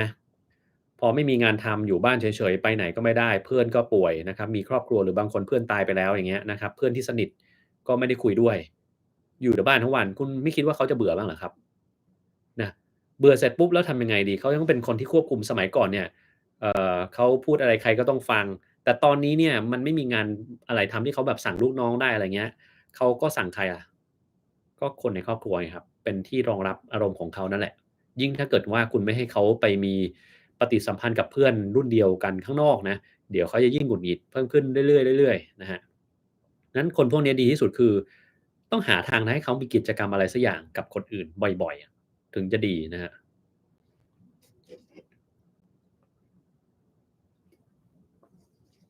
แม่65ปีทำ EKG ทำ Riber เจอ Riber Branch Block ไม่มีอาการเป็นอะไรไหมครับไม่เป็นไรครับเจอได้ปกติเอ่อรู้จัก Right Bundle Branch Block กันบ้างไหมครับ คือหัวใจของเราเนี่ยมันจะมีวงจรการกำเนิดไฟฟ้านะครับโดยวงจรการกำเนิดไฟฟ้าของหัวใจเนี่ยมันเริ่มต้นที่หัวใจห้องบนขวานะครับตรงติดกับหลอดเลือดใหญ่เราจะเรียกว่า sinoatrial node ตรงเนี้ยมันจะเป็นการสร้างสัญญาณไฟฟ้าสร้างเสร็จปุ๊บมันจะส่งลงมาตรงส่วนที่อยู่ระหว่างห้องบนกับห้องล่างนะครับแล้วตรงเนี้ยเราจะเรียกว่า atrioventricular node คือ AV node ข้างบนส่งมาตรงนี้ปุ๊บ ส่งมาเสร็จปุ๊บมันจะกระจายไปที่หัวใจห้องข้างล่าง2ห้องผ่านทาง Bundle Branch นะครับหรือว่าเหมือนเป็นกิ่งไม้นะครับมีทั้งข้างขวาแล้วก็ข้างซ้ายนะครับข้างขวาเนี่ยเราเรียกว่า Right Bundle Branch การที่เกิด Right Bundle Branch Block เนี่ยหมายความว่าพอมันส่งกระแสไฟฟ้าจาก Sinoatrial node มาที่ Atrioventricular node มันจะส่งลงไปข้างล่างเนี่ยมันส่งไปข้างซ้ายได้เร็วกว่าข้างขวาคือข้างขวามันเหมือนมีอะไรมาบล็อกมันไปถ้ามันส่งไปไม่ค่อยได้นะครับ พวกเนี้ยถ้าไม่มีอาการไม่ต้องทำอะไรทั้งสิ้นนะมันเจอได้แต่ถ้าเกิดว่าเรามี left bundle branch block เนี่ยมันอาจจะต้องไปหาสาเหตุนิดหนึ่งโดยเฉพาะเรื่องของมีการติดตันอุดตันของหลอดเลือด coronary ที่ไปเลี้ยงเส้นเลือดแดงเส้นเลี้ยงหัวใจหรือเปล่านะครับตรงนั้นต้องไปดูถ้าเป็น right bundle branch ผมเจอประจำไม่ต้องทำอะไรนะฮะ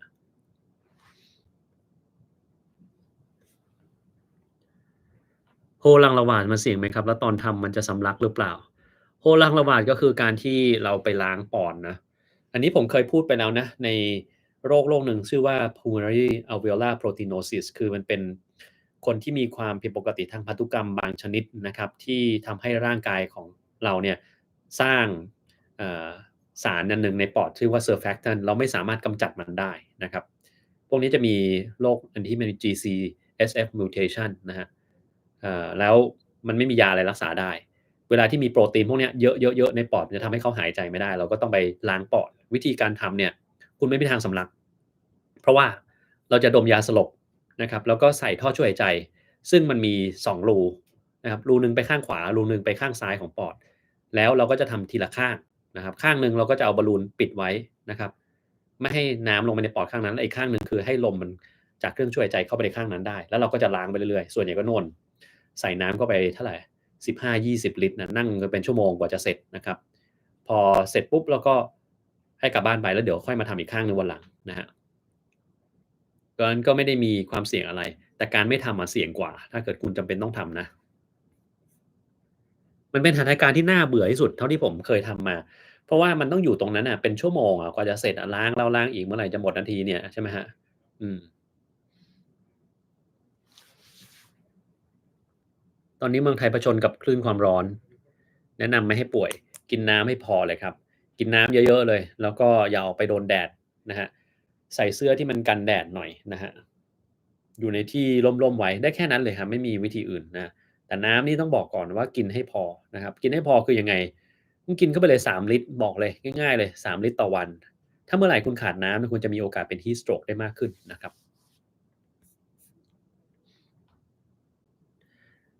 แม่เป็น pneumocystis หมอให้ยา Pentamidine รักษาครบแล้วเฮ้ทำไมให้ Pentamidine รักษาแปลกดีสภาพร่างกายโทรมมากเพลียทั้งวันอาหารไม่ย่อยเกลือแร่ตกอันตันคุณคุณแม่เนี่ย ต้องถามก่อนเลยเป็น pneumocystis ได้ยังไงนะครับคือ pneumocystis เนี่ยมันเป็นเชื้อราอย่างหนึ่งนะฮะเชื้อราที่มันเข้าไปในปอดได้ในคนที่มีภูมิต้านทานบกพร่องเพราะฉะนั้นคุณแม่คุณต้องมีโรคภูมิต้านทานบกพร่องแน่นอนโรคอะไรก็ไม่แน่ใจเหมือนกันคุณอาจจะไม่ได้แจ้งมาตรงนี้นะครับแต่ pneumocystis เนี่ยเราจะไม่ได้รักษาด้วย pentamidine เป็นหลักการรักษาหลักของมันคือการให้ยาตัวหนึ่งซึ่งเรียกว่า Bactrim ขนาดสูงด้วยนะครับ ถ้าเป็นคนไทยตัวเล็กๆเราอาจจะให้กิน3 เม็ด3 เวลานะครับถ้ากินไปแล้วเนี่ยมันไม่ดีขึ้นมันก็อาจจะเป็น pneumocystis แบบดื้อยาเราก็มียาตัวอื่นเหมือนกันเช่นให้กินยาตัวที่เรียกว่า clindamycin กับ primaquine ซึ่งบางคนอาจจะคุ้นๆ primaquine มันยามาลาเรียนี่หว่าใช่ครับยามาลาเรียแต่มันรักษาโรคนี้ได้ด้วยนะแต่มันต้องใช้คู่กับยา clindamycin นะอย่างนี้เป็นต้นPentamidine เนี่ยจะไม่ใช้รักษาเราจะใช้ในการป้องกัน Pentamidine เป็นยาพ่นเข้าปอดนะครับไม่ใช่ยาฉีดแล้วก็ไม่ใช่ยากินมันเป็นยาพ่นซึ่งเราจะใช้พ่นเพื่อป้องกันปอดทุกๆประมาณ3-4อาทิตย์นะครับแล้วมันไม่สามารถป้องกันได้100%ด้วยที่สำคัญมันป้องกันได้ไม่ถึง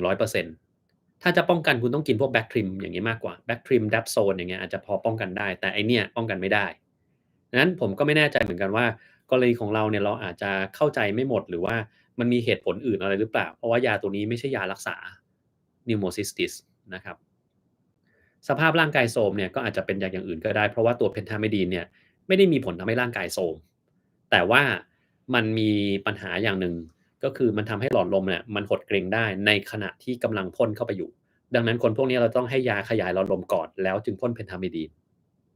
นะครับตัวมันเองไม่ได้ทำให้คุณเพลียนั้นอันเนี้ยต้องไปหาสาเหตุอื่นว่าเอ๊ะเราเพลียเพราะอะไรนะครับ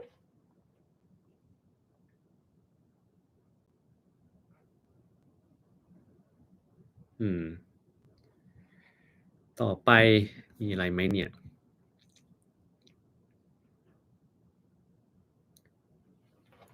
Mazda แอดมินมาตามผม Mazda แอดมินคือแอดมินของรถ Mazda หรือเปล่าแต่อันนี้เจ๋งดีเหมือนกันครับชานมไข่มุกแก้วละ10 บาทเดินไป3 ร้านคิวเต็ม100คิว3 ร้าน10 บาทโอ้โฮมันถูกขนาดนั้นเลยเหรอที่นี่ไม่มีทางเลยที่มันจะ10 บาทนะที่นี่แพงกว่านั้นเยอะเลยนะครับอืมวิตามินซีที่เป็นเม็ดสีส้มเด็กกินเยอะๆได้บำรุงผิวเด็กได้ไหมครับไม่ได้ครับมันไม่ได้บำรุงผิวอะไรเลยนะครับกินเยอะๆมันก็เกินไปมันก็ไม่ถูกต้องนะครับของอะไรที่กินเยอะมันไม่มีอะไรดีทั้งนั้นแหละครับ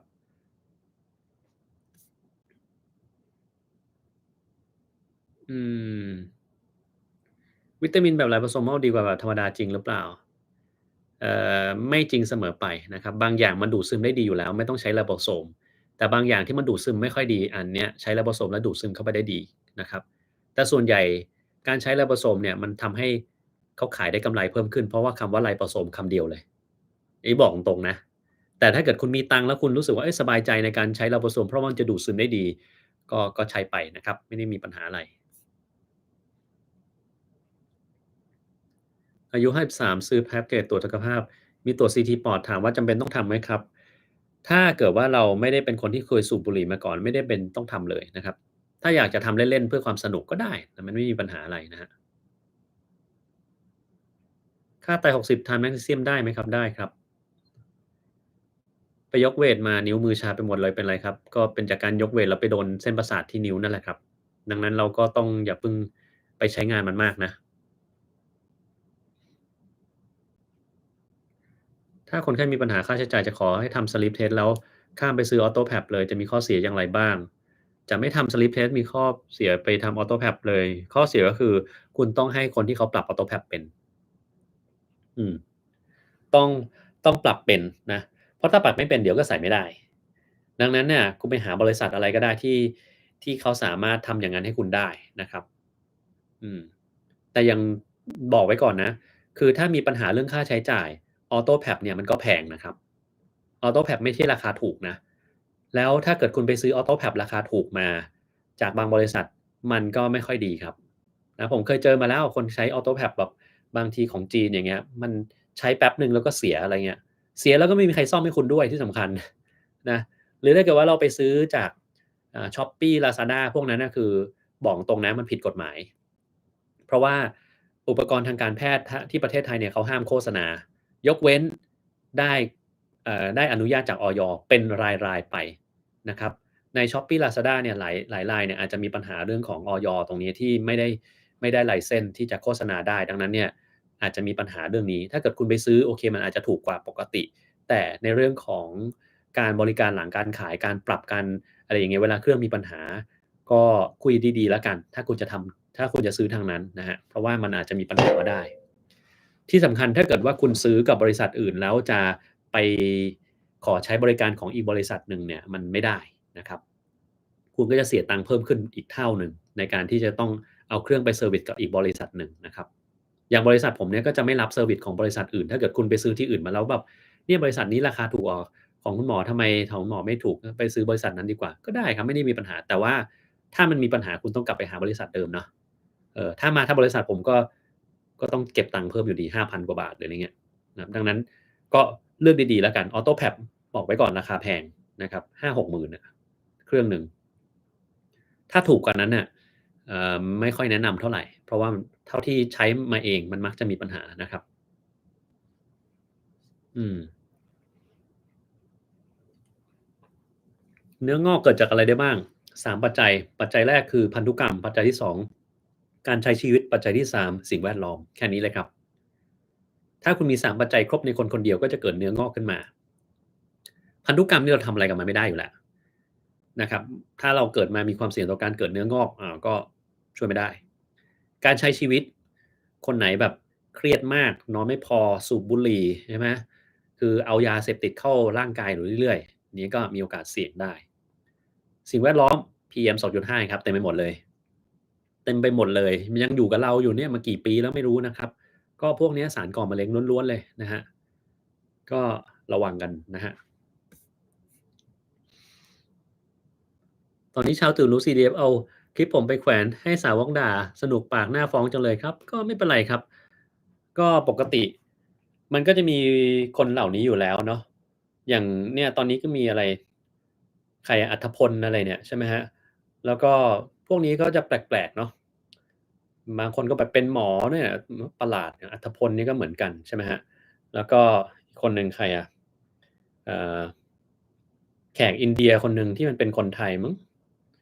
ใช่ไหมครับอดิษฐ์ถอยอดิษฐ์อะไรไม่รู้เนาะคนพวกนี้ก็เป็นเพี้ยนอะคือคุณไปดูหน้าคนกิน CDS แต่ละคนสิคุณจะรู้เลยว่าคนพวกเนี้ยทำไมเขาถึงโดนหลอกได้ง่ายดูหน้าแต่ละคนเลยผม การันตีเลยคุณไปดูเลยคนที่เขาอวยแต่ละคนเนี่ยคือหน้าตาหมองคล้ำดำๆแบบคนไม่มีความรู้เลยอะแต่ละคนน่ะมันถึงโดนหลอกได้ง่ายเพราะว่าบางทีถ้าเราเข้าใจสูตรโครงสร้างคลอรีนไดออกไซด์คลอรีน1โมเลกุลออกซิเจน2โมเลกุลเป็น oxidizer ที่รุนแรงมากๆมันเอาไว้ฆ่าเชื้อตามพวกท่อน้ำพื้นห้องน้ำอะไรอย่างเงี้ยใครมันจะเพี้ยนกินเข้าไปแล้วบางคนบอกว่าเนี่ย มีหมอคนไทยคนหนึ่งแนะนำ2คนแนะนำแล้วก็มีอะไรอะด็อกเตอร์สุจริตอะไรเนี่ยที่เยอรมันแนะนำอันนี้ก็ไปไกลแล้วนะคือถ้าสมองยังมีความเป็นวิทยาศาสตร์อยู่บ้างก็จะรู้ว่าของพวกนี้มันกินไม่ได้นะครับแต่ถ้าเกิดว่าเขาเพี้ยนก็ปล่อยเขาเพี้ยนไปนะครับคือคนพวกนี้ถ้าจะเอาคลิปของผมไปแขวนก็ช่างมันแต่ว่ามันไม่มีสิทธิ์ได้มาไม่ได้มาโม้ใน TikTok ผมหรอกครับเป็นไปไม่ได้เพราะว่า ผมเนี่ยมือไวมากผมอ่านคอมเมนต์เร็วมากถ้าใครมากวนตีนใช่ไหมในนั้นผมก็บล็อกทิ้งหมดเลยดังนั้นจะเห็นว่าใน TikTok ของผมเนี่ยคุณจะไม่เห็นคนไหนที่โปร CDS แล้วออกมาได้แบบมาพูดจาแล้วคุณจะสังเกตทุกคนที่เป็น CDS แล้วโปรพวกนี้นะเขาจะเหมือนกันหมดคือเขาจะด่าวัคซีน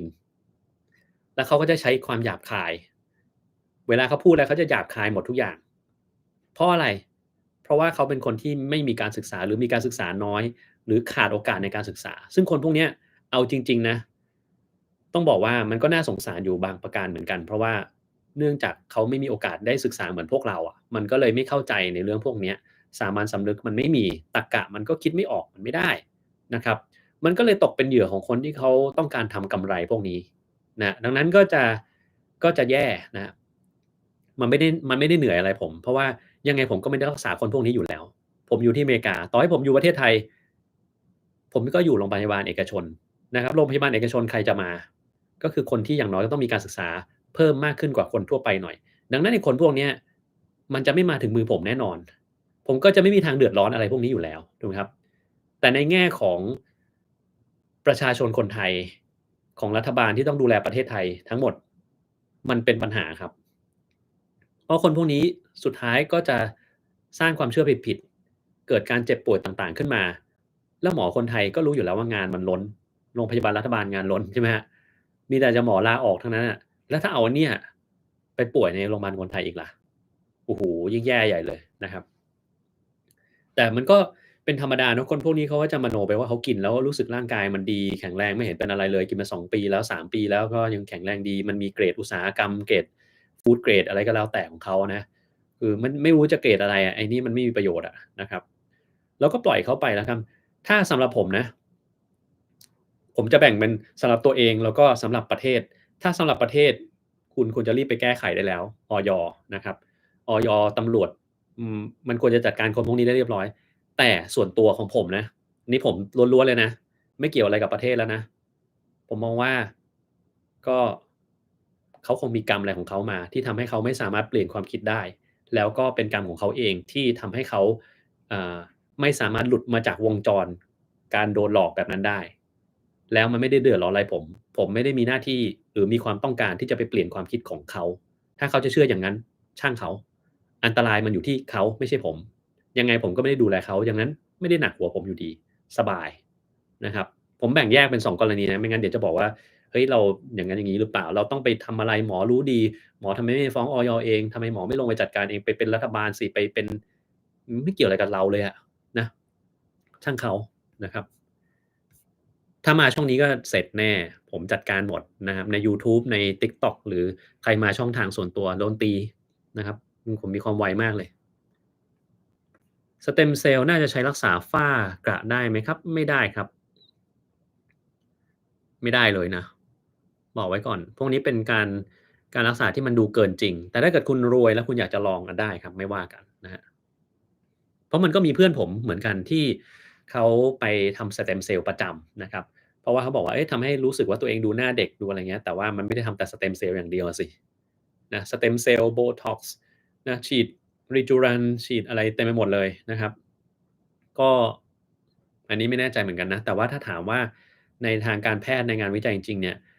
Stem Cell มันทำให้พวกฝ้าพวกนี้หายหรือเปล่าทำให้หน้าเด็กหรือเปล่ายังไม่มีอะไรที่มันบอกได้แบบนั้นแบบชัดเจนนะครับ แต่ยังไงก็ตามผมอาจจะตกข่าวก็ได้นะ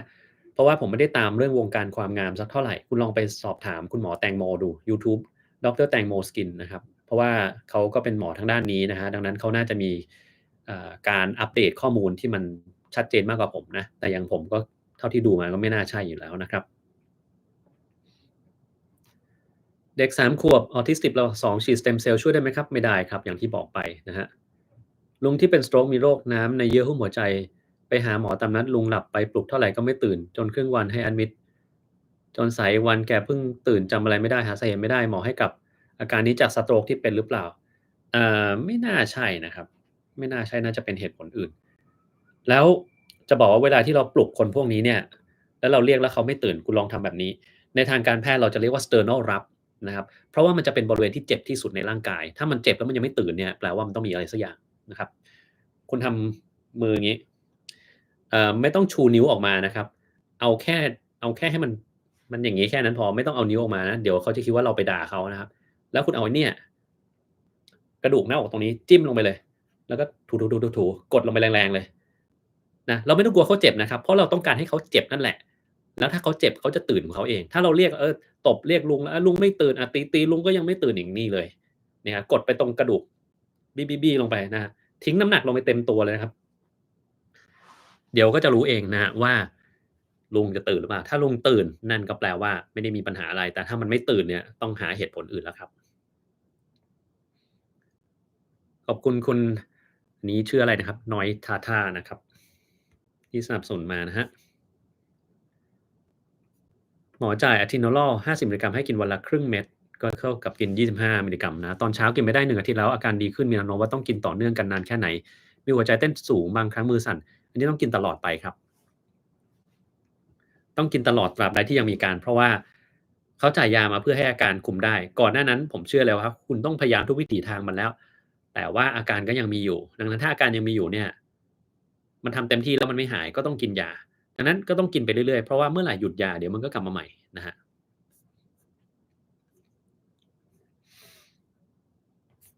อืมกรดไหลย้อนมา3-4เดือนหายใจไม่อิ่มเรือบ่อยมีโอกาสหายไหมครับมีครับทำยังไงถึงหายไปฟังคลิปเรื่องกรดไหลย้อนที่ผมทำไปแล้วครับในนั้นบอกวิธีรายละเอียดไว้หมดเลยแล้วคุณทำให้ได้ตามนั้นแล้วมันก็จะหายครับ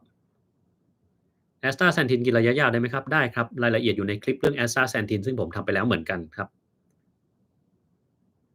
Pneumocystis คุณแม่เป็น Bell palsy ต้องกิน Prednisolone คุณแม่แพ้ซัลฟากับ Clindamycin ที่ไทยไม่มี Atorvastatin หมอเลยให้ IV Pentamidine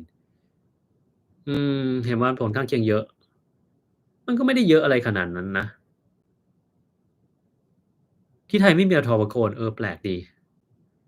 ไม่น่าเชื่อมันเป็นยาแบบสามัญประจำบ้านที่นี่มากเลยเรามี Atorvastatin เต็มไปหมดเลยนะครับแพ้ Clindamycin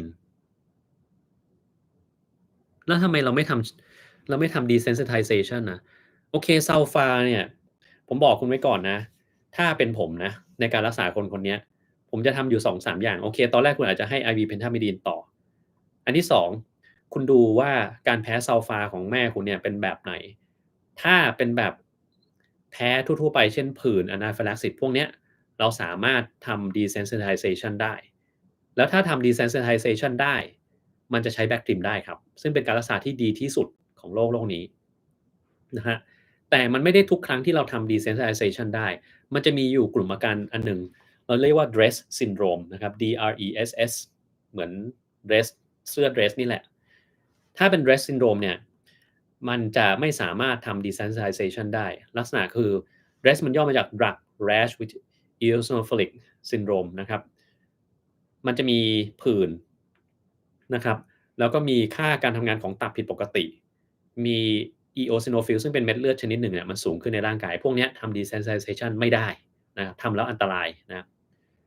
แต่ถ้ามันมีแค่ผื่นไม่มีอย่างอื่นเลยแพ้เฉยๆทำได้ครับนะแต่ไม่เป็นไรอันนี้รักษาไปแล้วเราก็ทำอะไรกับมันไม่ได้แล้วยังไงก็ตามปัญหามันอยู่ตรงนี้ถ้าแม่ต้องกิน Prednisolone ต่อไปเรื่อยๆเนี่ยโอกาสการเกิด Pneumocystis จะมีอีก แล้วยา Clindamycin มันก็ป้องกันไม่ได้ Pentamidine เนี่ยมันก็ไม่สามารถป้องกันได้หรือป้องกันได้ก็ไม่เต็มที่ดังนั้นยังไงต้องหาวิธีในการป้องกันถ้าเป็นผมนะผมก็คิดว่าการทำ desensitization ต่อ Bactrim ถ้าทำได้เนี่ยคุ้มค่าที่สุดเพราะว่าหลังจากนั้นคุณจะได้กิน Bactrim ไปทุกวันเลยจะได้ไม่เป็นจนกว่าคุณจะหยุด Prednisolone ได้ หรือลดลงมาให้มันต่ำๆได้เช่นเหลือแบบ5มิลลิกรัม10มิลลิกรัมอย่างเงี้ยถ้าแบบนั้นปุ๊บคุณก็สามารถอยู่ back trim ได้นะครับแต่ผมยังไม่แน่ใจเหมือนกันนะว่าเมืองไทยเนี่ยมันจะมีเรียกอะไรอะกำลังคนพอที่จะทำ desensitization ได้หรือเปล่าเพราะว่ามันจะต้องดูคนไข้ทุก1ชั่วโมงในขณะที่กำลังทำอยู่นะครับถ้าที่โรงพยาบาลผมก็จะทำในไอซียูนะผมมีคนไข้เนี่ยที่ปลูกถ่ายปอดแล้วก็แพ้ back trim เยอะแยะไปหมดไม่ได้มีอยู่แค่คนเดียวเยอะแยะนะครับเพราะว่าหลังจากที่เราปลูกถ่ายปอดก็จะเสี่ยงโรคเนี่ย pneumocystis เนี่ยแหละเราก็เลยจะทำ desensitization หลังจากการปลูกถ่ายปอดนะครับซึ่งก็ไม่ได้ยากอะไรก็ทำใน ICU นะแล้วก็หลายคนก็กินยา Bactrim ต่อเนื่องได้นะครับยายมีความดันขึ้นสูง141ปากเบี้ยวไปตรวจเป็นเส้นเลือดสมองตีบรักษามาแล้วหมอรักษาด้วยขยายหลอดเลือดตอนนี้กลับมาพักรักษาที่บ้านเริ่มหายปากเบี้ยวแล้วมีเรื่องอะไรแนะนำไหมให้รักษาตามที่หมอเขาแนะนำนะครับแล้วก็ออกกำลังกายทุกวันพักผ่อนให้เพียงพอกินอาหารให้สมดุลทำพื้นฐานให้มันแน่นดีที่สุดครับเพราะว่าจะบอกว่าคนหลายๆคนเนี่ยเวลาอายุเยอะแล้วเจ็บป่วยเนี่ยมันเป็นเพราะว่าเราไม่ได้ทำพื้นฐานให้แน่นก่อนเราออกกำลังกายทุกวันไหมเปล่ากินอาหารให้สมดุลหรือยังไม่อะฉันชอบกินอันนี้มากกว่ากินน้ำพอหรือเปล่าไม่เคยนับว่ะก็ต้องกินให้พอครับนอนหลับพอไหมไม่พออะก็คืนมันหลับๆตื่นๆอะต้องแก้ไขทำยังไงให้หลับผมมีคลิปเรื่องของการนอนหลับไปแล้วครับว่าถ้านอนไม่หลับแล้วทำยังไงสอนไว้หมดแล้วนะครับลองไปดูตรงนั้นนะครับเวตเทรนนิงกับใช้ยาสเตตินควรทำคู่กันไหมทำคู่กันได้ไม่มีปัญหาอะไรเลยครับสามารถทำได้นะครับ แผลลอกในในคอเกิดจากอะไรได้บ้างส่วนใหญ่พวกนี้มันเป็นเพราะภูมิต้านทานคุณเริ่มมีปัญหานะครับเช่นคุณนอนไม่พอคุณเจ็บป่วยคุณเครียดนะครับหรือบางคนประจำเดือนมามันก็เป็นนะถ้าเป็นบ่อยๆไปฟังคลิปเรื่องแผลร้อนในผมเคยทำไปแล้วเหมือนกันนะครับว่าแผลร้อนในมันแก้ยังไงถ้าเกิดคุณเป็นบ่อยๆนะครับผู้ชายตรวจ HPV ได้ไหมครับได้ครับแล้วใช้การตรวจต่างจากของผู้หญิงยังไงบ้างก็ตรวจสิ่งคัดหลั่งทางองคชาตของคุณนั่นแหละครับไม่ได้ตรวจยากอะไรเลย 1 ปีที่สอบ Entrance จะจัดการความกลัวในการสอบไม่ติดอย่างไรครับอืมเราก็ทำได้แค่ว่าเราทำเต็มที่นะครับคือความกลัวมันต้องมีแน่อยู่แล้วมันคงไม่หายไปในปัจจุบันที่เราบอกว่าเฮ้ยมันจะต้องหายเหมือนคนกลัวความสูงบอกว่าเราต้องไปที่สูงๆมันจะเลิกกลัวได้ไหมมันก็ไม่เลิกกลัวในวันเดียวหรอกครับดังนั้นอันเนี้ยให้เรามองที่ผลลัพธ์ดีกว่าว่าเราสอบเราจะเอาไปทำอะไรกันแน่เราสอบเพื่ออะไรนะครับแล้วเราเต็มที่กับมันแค่นั้นเอง เอาโฟกัสที่เรากลัวมาโฟกัสกับสิ่งที่เราอ่านและสิ่งที่เรากำลังทำอยู่มันจะได้ผลดีกว่าครับแต่ความกลัวแน่นอนว่าบอกเลยว่ามันยังไม่หายไปไหนหรอกครับนะตราบใดที่คุณยังต้องสอบ Entrance อยู่หลอดลมไวทำให้เสียงแหบลงเรื่อยๆใช่ไหมครับไม่ใช่ครับจมูกบวมตันมาครึ่งปีแล้วไม่หายเลยแนะนำเลยกลับไปหาหมอหูคอจมูกใหม่ตอนนี้เลยครับนะกลับไปหาใหม่เลยนะครับแล้วก็ถามให้เข้าใจว่าทำไมของคุณถึงไม่หายนะครับ บางทีมันมีอะไรอุดกั้นในจมูกต้องส่องกล้องเราไปตัดมันหรือเปล่าถ้ามีอันนั้นก็ต้องไปตัดนะครับไม่งั้นมันก็ไม่หายตันถูกไหมครับแต่ถ้ามันเป็นภูมิแพ้เดี๋ยวมันตันบ้างเดี๋ยวมันไม่ตันบ้างแล้วมีน้ำมูกบ้างไม่มีบ้างไอ้อย่างเงี้ยคุณอาจจะต้องล้างจมูกมากกว่าครั้งหนึ่งนะเช่นวันหนึ่งอาจจะต้องล้าง2-3ครั้งแล้วหลังจากล้างคุณก็ค่อยพ่นยาเข้าไปในนั้นนะครับถ้าไม่ได้พ่นยาล้างจมูกให้ตายยังไงมันก็ไม่หายอยู่ดีนะครับ ถ้าอยากไปเรียนเฉพาะทางที่อเมริกาจะสอบอะไรที่อเมริกาบ้างสอบที่ไทยก่อนครับ USMLE สเต็ป1-2ถ้าเป็นไปได้ก็สอบสเต็ป3ไปด้วยเลยนะครับเพราะว่ามันจะได้มาได้ง่ายขึ้นนิดหนึ่งนะอันนี้คือที่ต้องสอบแน่ๆนะครับแล้วก็เดี๋ยวนี้มันมีสอบเรื่องความถนัดภาษาอังกฤษอะไรสักอย่างซึ่งสมัยผมไม่ได้สอบมันก็ไม่รู้เหมือนกันต้องไปดูตรงนั้นเอานะครับ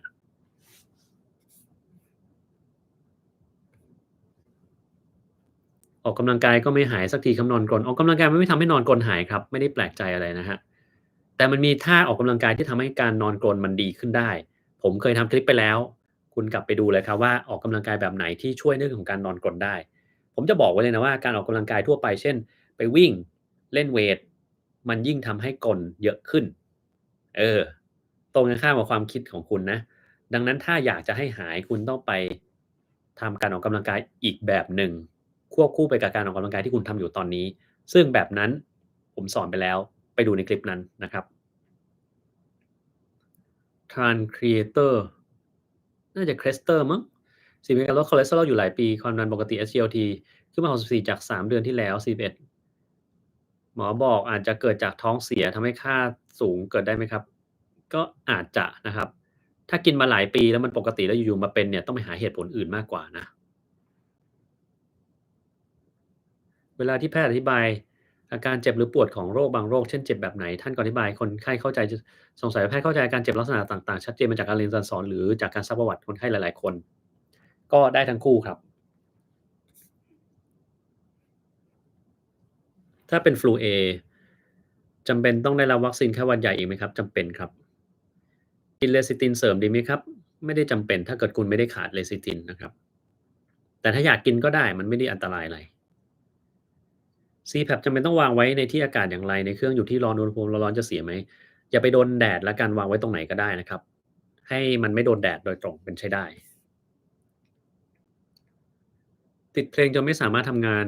ใช้สมาธิได้มีเพลงวนเวียนอยู่ในหัวตลอดเวลาเกิดจากสมาธิสั้นเกิดจากอาการจิตเวชไม่ได้เกิดจากอะไรเลยครับคุณต้องเลิกฟังเพลงก่อนแล้วไปทำอย่างอื่นก่อนเช่นไปออกกำลังกายเผาผลาญให้มันเยอะๆแล้วค่อยกลับมาอ่านใหม่วัคซีนสำหรับผู้ใหญ่นอกจากไข้หวัดใหญ่กับโควิดควรจะฉีดอะไรครับก็มีวัคซีนป้องกันปอดอักเสบการติดเชื้อในกระแสเลือด pneumococcal vaccine นะครับแล้วก็วัคซีนป้องกันงูสวัสด์วัคซีนไข้เลือดออกอย่างเงี้ย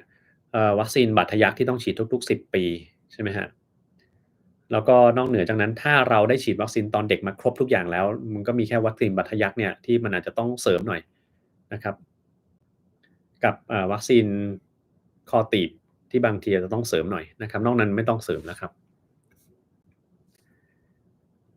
เป็นซึมเศร้าทานยาประจำมีอาการเดินเซถ้าลดตัวชื่อ Prenapryl จะช่วยหรือเปล่าอันนี้ตอบไม่ได้เลยครับต้องกลับไปถามคุณหมอจิตเวชที่ให้ยานะครับ ลูกเคยเป็น Kawasaki เป็นเส้นเลือด coronary ที่พองไป3จุดเป็นโรคหัวใจตอนโตได้ไหมครับได้ครับดังนั้นก็จำเป็นจะต้องตรวจกับหมอเขาอยู่ประจำจนกระทั่งหมอเขาบอกว่าปกติเลิกตรวจได้แล้วอย่างงั้นก็จะไม่มีปัญหานะครับตื่นมาตอนตี4กำมือไม่ได้เกิดจากอะไรได้บ้างอันนี้ผมก็ตอบไม่ได้เหมือนกันนะครับคุณอาจจะกำลังครึ่งหลับครึ่งตื่นอยู่ก็ได้นะถ้าครึ่งหลับครึ่งตื่นบางคนก็จะเคลื่อนไหวไม่ได้คล้ายๆอาการผีอำนะครับแต่เดี๋ยวพอมันตื่นเต็มที่มันก็กำได้เองนะครับ สัญญาณเตือนเบาหวานมีอะไรบ้าง ก็เริ่มปัสสาวะบ่อยโดยเฉพาะเริ่มปัสสาวะกลางคืนครับแต่ว่าปัสสาวะกลางคืนมันก็มีโรคอื่นที่ทำให้เป็นได้เหมือนกันยังไงก็ตามถ้าคุณปัสสาวะกลางคืนมากกว่าคืนละ1ครั้งคุณต้องไปตรวจแล้วครับนะ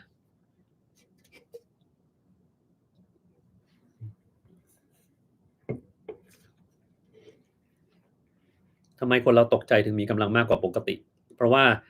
การตกใจเนี่ยมันจะเป็นสิ่งที่ทำให้ชีวิตของเราเนี่ยอยู่ในอันตรายได้ร่างกายมันจะคิดว่าเฮ้ยตอนนี้เรากำลังอยู่ในอันตรายดังนั้นเนี่ยจะมีการกระตุ้นระบบประสาทอัตโนมัติที่เรียกว่า sympathetic nervous system นะครับพวกนี้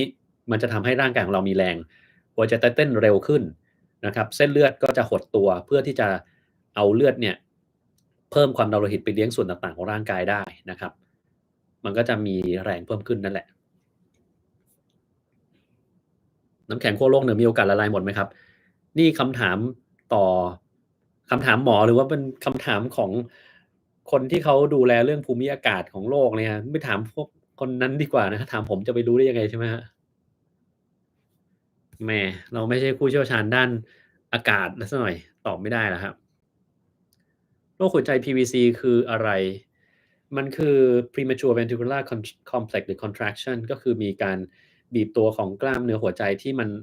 ออกไปนอกเหนือจากจังหวะปกตินะครับพวกนี้ก็ต้องกินยาถ้ามันมีอาการซึ่งผมก็ทำคลิปไปแล้วว่าเมื่อไหร่ต้องกินยาแล้วมันคืออะไรไปฟังคลิปเรื่องของ PVC ที่ผมทำไปแล้วก็ได้นะครับนอนปกติ heart rate เฉลี่ย55สม่ำเสมอแต่เมื่อวาน50ครึ่งคืนและ68เกิดจากอะไรได้บ้างจากอาการฝันของคุณถ้าฝันเรื่องอะไรแปลกๆเนี่ยจะเต้นเร็วขึ้นนะครับฉี่เป็นฟองบ่งบอกถึงโรคอะไรไหมครับบ่งบอกครับให้ไปฟังคลิปเรื่องฉี่เป็นฟองของผมดูเพราะว่ามันต้องดูด้วยว่าปริมาณฟองที่ขึ้นมามันเยอะแค่ไหนนะครับ ใช้น้ำอุ่นล้างจมูกแทนน้ำเกลือได้หรือเปล่าไม่ควรครับเป็นโรค TOS กระดูกซี่โครงที่1กดทับเส้นเลือดต้องผ่าตัดไหมครับอันตรายแค่ไหนหมอมีอาการแขนบวมข้างซ้ายเส้นเลือดที่คอด้านซ้ายปูดถ้าอย่างงั้นนะต้องผ่านะมีคนรู้จักโรค TOS ไหมครับ คำย่อคำนี้ผมไม่ค่อยใช้คำย่อคำนี้นะ แต่มันคือ thoracic outlet syndrome นะครับอ่า thoracic คือทรวงอก outlet คือทางออก syndrome ก็คือกลุ่มอาการโรค thoracic outlet ก็คือไอ้บริเวณเนี้ยคอเราเนี่ยนะฮะมันจะมีเส้นเลือดนะครับที่ขึ้นไปเลี้ยงหัวแล้วก็ลงจากหัวมากลับไปที่หัวใจนะฮะถ้ามันมีการอุดกั้นนะครับมันก็จะทำให้เส้นเลือดที่มันอยู่บนหัวเนี่ยลงมาที่หัวใจไม่ได้นะฮะแล้วท่าที่ทำให้มันอุดกั้นมากที่สุดก็คือท่าที่ยกแขนแบบนี้นะฮะ ยกปุ๊บเนี่ยคนพวกนี้จะหน้าแดงนะครับเอ่อเส้นเลือดที่คอจะโป่งขึ้นมาเพราะว่าตอนยกปุ๊บมันมีการกดไอ้เส้นเลือดตรงคอทำให้เส้นเลือดมันไม่สามารถไหลลงไปในหัวใจได้มันก็เลยจะโป่งตัวท้นอยู่ตรงหน้าก็จะแดงๆนะฮะแดงๆคล้ำๆเส้นเลือดโป่งอันนี้เราจะมีชื่อการตรวจเราเรียกว่า Pemberton sign นะฮะผมก็ไม่ได้เจอ Pemberton sign มาเป็น10 ปีแล้วมั้งเจอครั้งเดียวที่ประเทศไทยแล้วไม่เจออีกเลยนะแต่ถ้ามีอาการก็มักจะต้องผ่าตัดครับ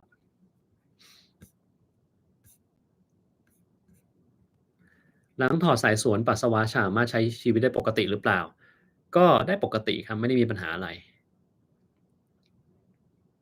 ตอนนี้อยู่ดีๆกระตุกหน้าอกตรงด้านหน้ามันดีดขึ้นมาเวลาหายใจจะเจ็บร้าวๆไปด้านหลัง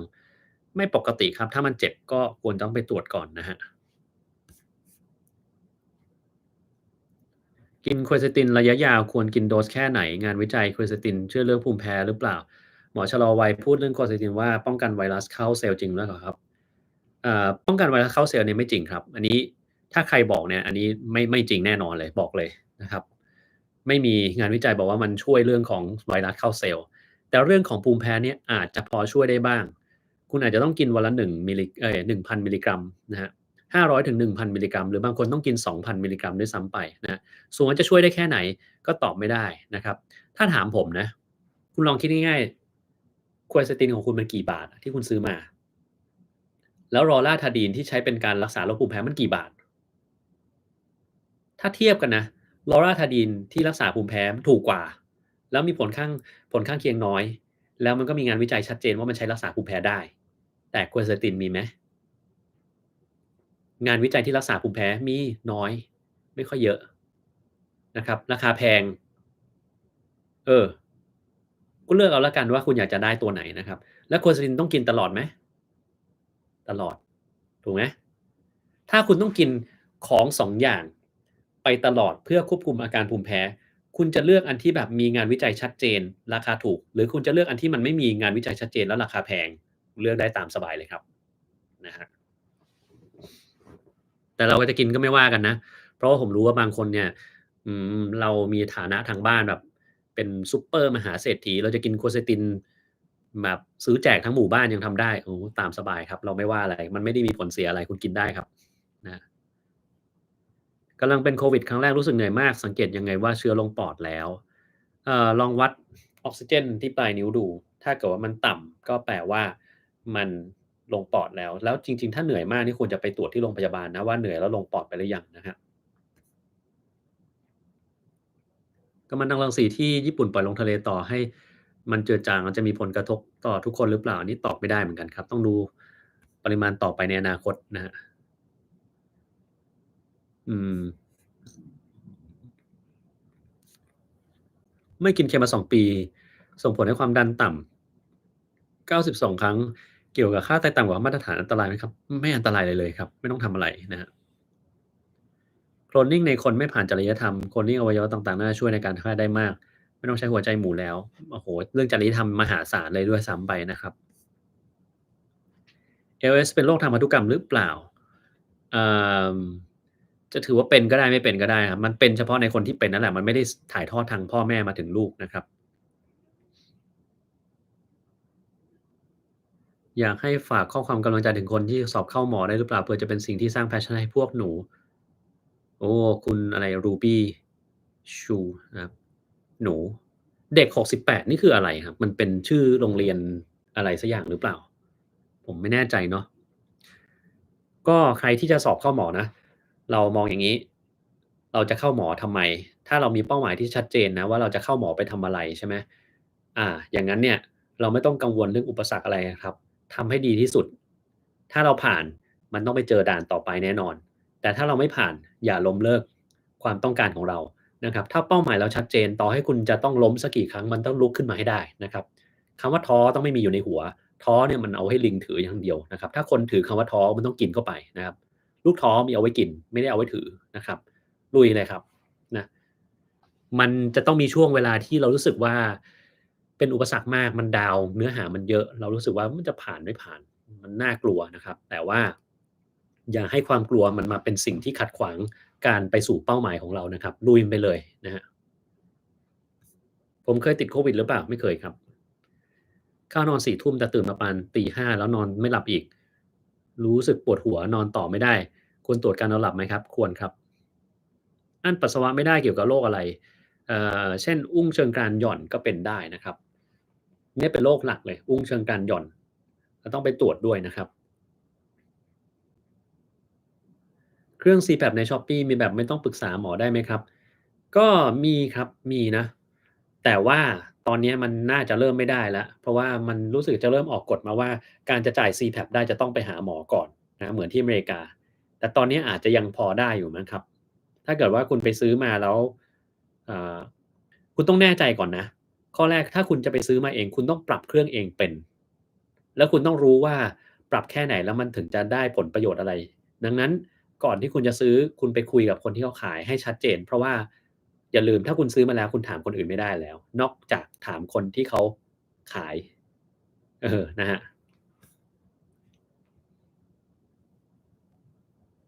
อืมแสดงว่า Stem Cell ไม่ใช่อะไรที่เป็นทางเลือกการรักษาน่าลุ้นที่สุดแล้วใช่ไหมมีช่วงหนึ่งไปปลูกใส่ Stem Cell ราคาเป็นล้านๆไม่ค่อยได้ผลในการรักษามันไม่ได้ตั้งแต่แรกอยู่แล้วครับ Stem Cell เนี่ยนะอันนี้อะไรสายตายาวนอกจากการใส่แว่นเพื่อให้มองชัดเจนมีวิธีอื่นหรือเปล่าไม่มีครับอาจจะต้องไปทำการผ่าพวก LASIK อะไรมันอาจจะพอช่วยได้บ้างนะครับลองปรึกษาหมอตาดูนะครับทานวิตามินซีคอลลาเจนเป็นประจำอันตรายเลยหรือเปล่าไม่ได้อันตรายอะไรครับทานได้นะ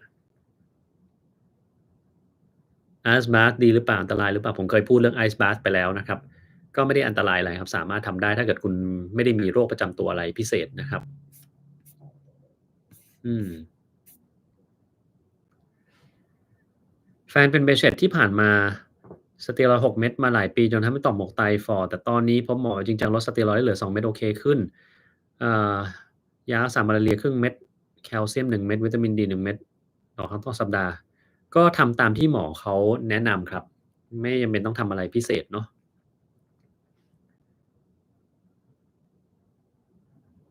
เด็ก68น่าจะเป็นเด็กที่สอบเข้ามหาวิทยาลัย68อ๋อเดี๋ยวนี้เขาเรียกอย่างงี้กันเหรออ๋อเราไม่รู้เนาะเรานึกว่าน่าจะเป็นแบบอ่าอะไรอะชื่อโรงเรียนอะไรสักอย่างนะครับงั้นปีหน้าก็เด็ก69สิเนาะเออดีจังรู้สึกแก่ขึ้นเรื่อยๆนะเด็ก69เด็ก69ขวบดูแปลกดีแฟนเป็นซึมเศร้ากิน Sertraline 200มิลลิกรัม Risperidone แสดงว่าไม่ใช่ซึมเศร้าปกติแล้วเวลาดาวไม่ยอมทานจะเป็นอะไรไหมครับเป็นครับ เดือนละ2-3ครั้งส่วนใหญ่จะใกล้ช่วงประจำเดือนอันเนี้ยคุณอาจจะต้องไปหาหมอนิดหนึ่งเพราะว่ามันจะมีการปรับยาช่วงประจำเดือนได้นะครับทำให้เขาดีขึ้นได้นะครับพวกนี้ถ้าไม่ค่อยกินยาเดี๋ยวมันจะเป็นหนักขึ้นนะครับแพ้ Penicillin ตั้งแต่เด็กหมอส่งไปทดสอบใหม่ที่ศูนย์บำบัดเข้าใจว่า Desensitization ที่ศูนย์ไม่ทดสอบให้บอกว่าอันตรายเกินไปเป็นจำเป็นวิกฤตจึงมาลองกันมันมีอันตรายอย่างนั้นเลยครับใช่ครับเพราะว่าบางทีถ้าเกิดว่าทดสอบแล้วมันเกิด Anaphylaxis ขึ้นมาเนี่ยจะเป็นอันตรายได้แต่มันทำได้จริงๆที่อเมริกาก็ทำที่ไหนคลินิก เออเราให้คนไข้ไปตรวจผู้ป่วยนอกในแผนก Immunology Allergy เขาก็จะสามารถทดสอบการแพ้ Penicillin ให้ได้นะครับแล้วก็มียามีอะไรให้อยู่ตรงนั้นถ้าจะทำนะแต่มันต้องนัดมันไม่ใช่ว่าอยู่ๆจะเดินเข้าไปแล้วก็ทำได้นะครับฉีด Botox บริเวณคอและกล้ามเนื้อคออ่อนแรงแก้ไขอย่างไรได้บ้างนี่แก้ไม่ได้แล้วครับจะต้องไปปรึกษาคุณหมอผิวหนังที่เขาเชี่ยวชาญแล้วว่าเขาจะต้องให้วิธีแก้อะไรเพราะว่าจริงๆ Botox คอเนี่ยมันถามผมนะโคตรอันตรายเลยคือ กล้ามเนื้อคอเราที่เหี่ยวๆที่มันอยู่ข้างหน้าเนี่ยมันจะเป็นกล้ามเนื้อ platysma ซึ่งบางมากนะครับบางเหมือนไม่กี่มิลเองอะถ้าเกิดว่าคุณไปฉีดแล้วมันลึกเข้าไปกว่านั้นนิดเดียวเองอะ มันจะไปโดนกล้ามเนื้อหลักของคอทำให้อย่างงี้ได้นะครับแล้วมันก็ทำอะไรกับมันไม่ได้ด้วยเท่าไรนะแต่ว่าต้องไปถามหมอผิวหนังนะว่าเอ๊ะมันมีวิธีอื่นยังไงที่แก้หรือเปล่าเพราะว่าตัวผมเองก็ไม่ทราบเหมือนกันนะครับยินดีต้อนรับคุณอัศวนีเข้าสู่เมมเบอร์ด้วยนะครับเมมเบอร์ของเราเนี่ยก็มีคนหลายคนทำความรู้จักกันนะครับเราก็เคยมาเจอกันเยอะแยะไปหมดแล้วนะครับเป็นอะไรที่เพิ่มเติมคอนเน็กชันให้กับแต่ละคนได้นะผมว่าก็เป็นสิ่งที่สนุกดีอืม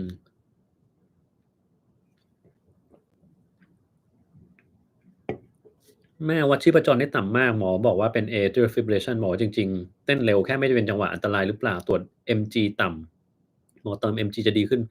แมกนีเซียมมั้งเติมแล้วก็อาจจะดีขึ้นได้บ้างครับตรงบริเวณแสกผมต้องกว้างหรือเห็นหนังหัวมากแค่ไหนถึงจะถือว่าเป็นโรคผมบางแค่คุณดูว่ามันบางก็ถือว่าเป็นแล้วครับของพวกเนี้ยไม่ได้มีการวัดว่าแค่ไหนแต่แค่เราเห็นว่ามันบางลงก็ใช่แล้วครับ กินยาคอนโทรลหลอกรักษาอาการปวดกระเพาะอยู่ดีมีอาการเดินเอียงเซแปลกๆมึนหัวเวียนแกว่งกินข้าวแป๊บหนึ่งก็อาเจียนออกมามีท้องอืดมีถ่ายเหลวนี่คือการแพ้ยาใช่ไหมครับไม่ใช่แพ้ยาครับนี่เป็นสาเหตุอื่นต้องไปหาหมอแล้วครับออกกำลังกาย outdoor มือเปล่าตามท่าที่ผมเคยสอนแล้วก็ซ้อมกระสอบมวยรู้สึกว่า3-4วันเหนื่อยเพลียกว่าปกติอากาศร้อนมากก็อันนี้เพลียก็ไม่แปลกนะครับมันร้อนขนาดนี้ประเทศไทยคุณจะออกกำลังกายแบบหนักขนาดนั้นอย่าพึ่งดีกว่านะ ถ้ามันร้อนขนาดนี้คุณพักไปก่อนออกให้มันพอดีๆแล้วก็อย่าลืมกินน้ำเยอะๆด้วยนะครับเดี๋ยวไม่ใช่ต่อยกระสอบทรายแล้วโดนกระสอบทรายต่อยคืนเป็นลมไปเลยนะครับไหนๆมันร้อนอยู่ตรงนั้นนะครับอืมกระดูกพรุนควรกินอะไรดีกระดูกพรุนควรไปรักษาครับแล้วรักษายังไงผมเคยทำคลิปเรื่องกระดูกพรุนไปเรียบร้อยแล้วนะครับ Triglyceride 47 LDL 125 HDL 97ทำไม LDL กับ Triglyceride มันแตกต่างกันมากไม่แปลกครับมันไม่ใช่เป็นไขมันอย่างเดียวกันแล้วมันไม่จำเป็นจะต้องไปพร้อมกันบางคน Triglyceride สูง LDL ต่ำบางคน LDL สูง Triglyceride ต่ำบางคนก็สูงทั้งคู่ก็ได้นะครับ Triglyceride ต่ำมากมีสาเหตุจากอะไรต้องกังวลไม่ต้องกังวลอะไรทั้งสิ้นครับน้ำมันรำข้าวมันแย่พอๆกับน้ำมันปาล์มไหมครับไม่ครับน้ำมันรำข้าวไม่ได้มีปัญหาอะไรเลยนี่ไปฟังจากไหนมา เดี๋ยวนี้ผมมองว่าในอินเทอร์เน็ตเนี่ยมันไม่ชอบมีความเชื่อประหลาดๆมาหลายอันแล้วบอกว่าน้ำมันหมูดีกว่าน้ำมันพืชบ้างล่ะบอกว่าน้ำมันนั่นดีมันอันนี้ไม่ดีบ้างอันนี้เพี้ยนไปใหญ่แล้วโลกเรามันอะไรก็ไม่รู้นะครับหมอเนี่ยเขาเรียนมามันผ่านความรู้ที่เขาสั่งสมกันมามีงานทำวิจัยมาแบบเป็นหลักเป็นแหล่งอย่างดีอะนะครับแล้วอยู่ๆมีใครก็ไม่รู้มาพูดแบบโพร่งออกมานอกเหนือจากหลักวิชาการแล้วก็บอกว่าหมอเนี่ยมันเป็นพวกที่เขาเก่งแต่วิชาการอย่างเดียวเรื่องทางปฏิบัติอะไม่รู้เรื่องหรอก เดี๋ยวใครกันแน่ไม่รู้เรื่องนะครับ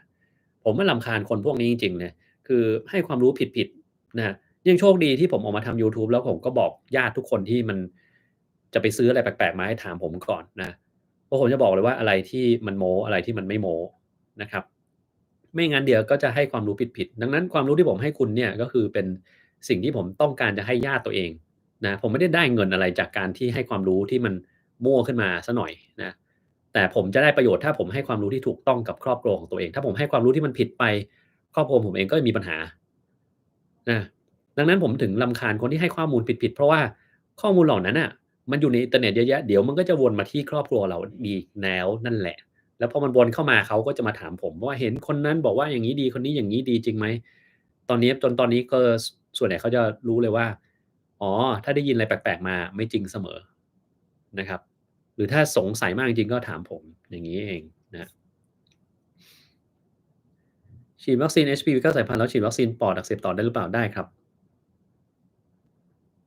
อายุ45ควรฉีดวัคซีนปอดอักเสบไหมครับไม่ได้จำเป็นแต่ถ้าอยากจะฉีดก็ได้เหมือนกันนะครับการดื่ม Statin เพื่อ Detox ตับมีอยู่จริงไหมครับไม่มีจริงครับอันนั้นเป็นการที่เสียเงินฟรีแต่ถ้าเกิดรวยก็ได้ครับไม่มีปัญหาอายุ75รักษาวัณโรคปอดหายแล้วแต่ยังติดตามอาการอยู่มีท้องอืดปอดควรปฏิบัติตัวอย่างไรออกกำลังกายสม่ำเสมอนะครับนอนหลับพักผ่อนเพียงพอกินอาหารให้สมดุลและกินน้ำให้พอแล้วก็อย่าเครียดแค่นั้นเลยครับนะง่ายไหม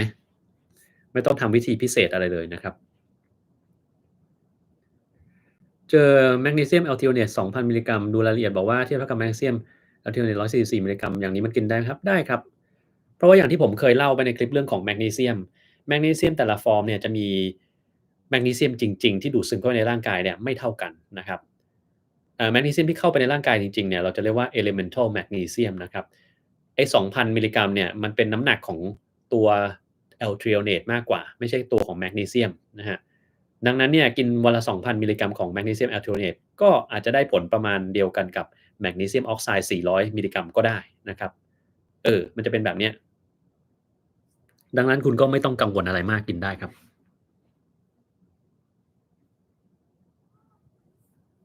ปัสสาวะขัดตรวจต่อมลูกหมากบอกว่าผลคลำและผลเลือดยังปกติอยู่หมอรักษาบอกว่ายาความดันมีส่วนทำให้ต่อมลูกหมากโตจริงไหมครับไม่จริงครับยาความดันไม่ได้ทำให้ต่อมลูกหมากโตครับฉายแสงที่คอแล้วมีเสมหะเยอะมีอาหารแนะนำหรือเปล่าตอนที่ใส่สายทางจมูกอาหารมันไม่ได้ทำให้เสมหะมันหายไปครับแต่ว่ามันเกิดจากการที่มีการอักเสบบริเวณนั้นอาจจะเกิดจากการฉายแสงก็ทำให้มันเป็นแบบนั้นได้นะครับพวกนี้ทำได้แค่ไอมันออกมานะครับเราไม่สามารถทำให้มันหายไปนะครับตราบใดก็แล้วแต่ที่ยังมีการระคายเคืองตรงนั้นอยู่นะครับ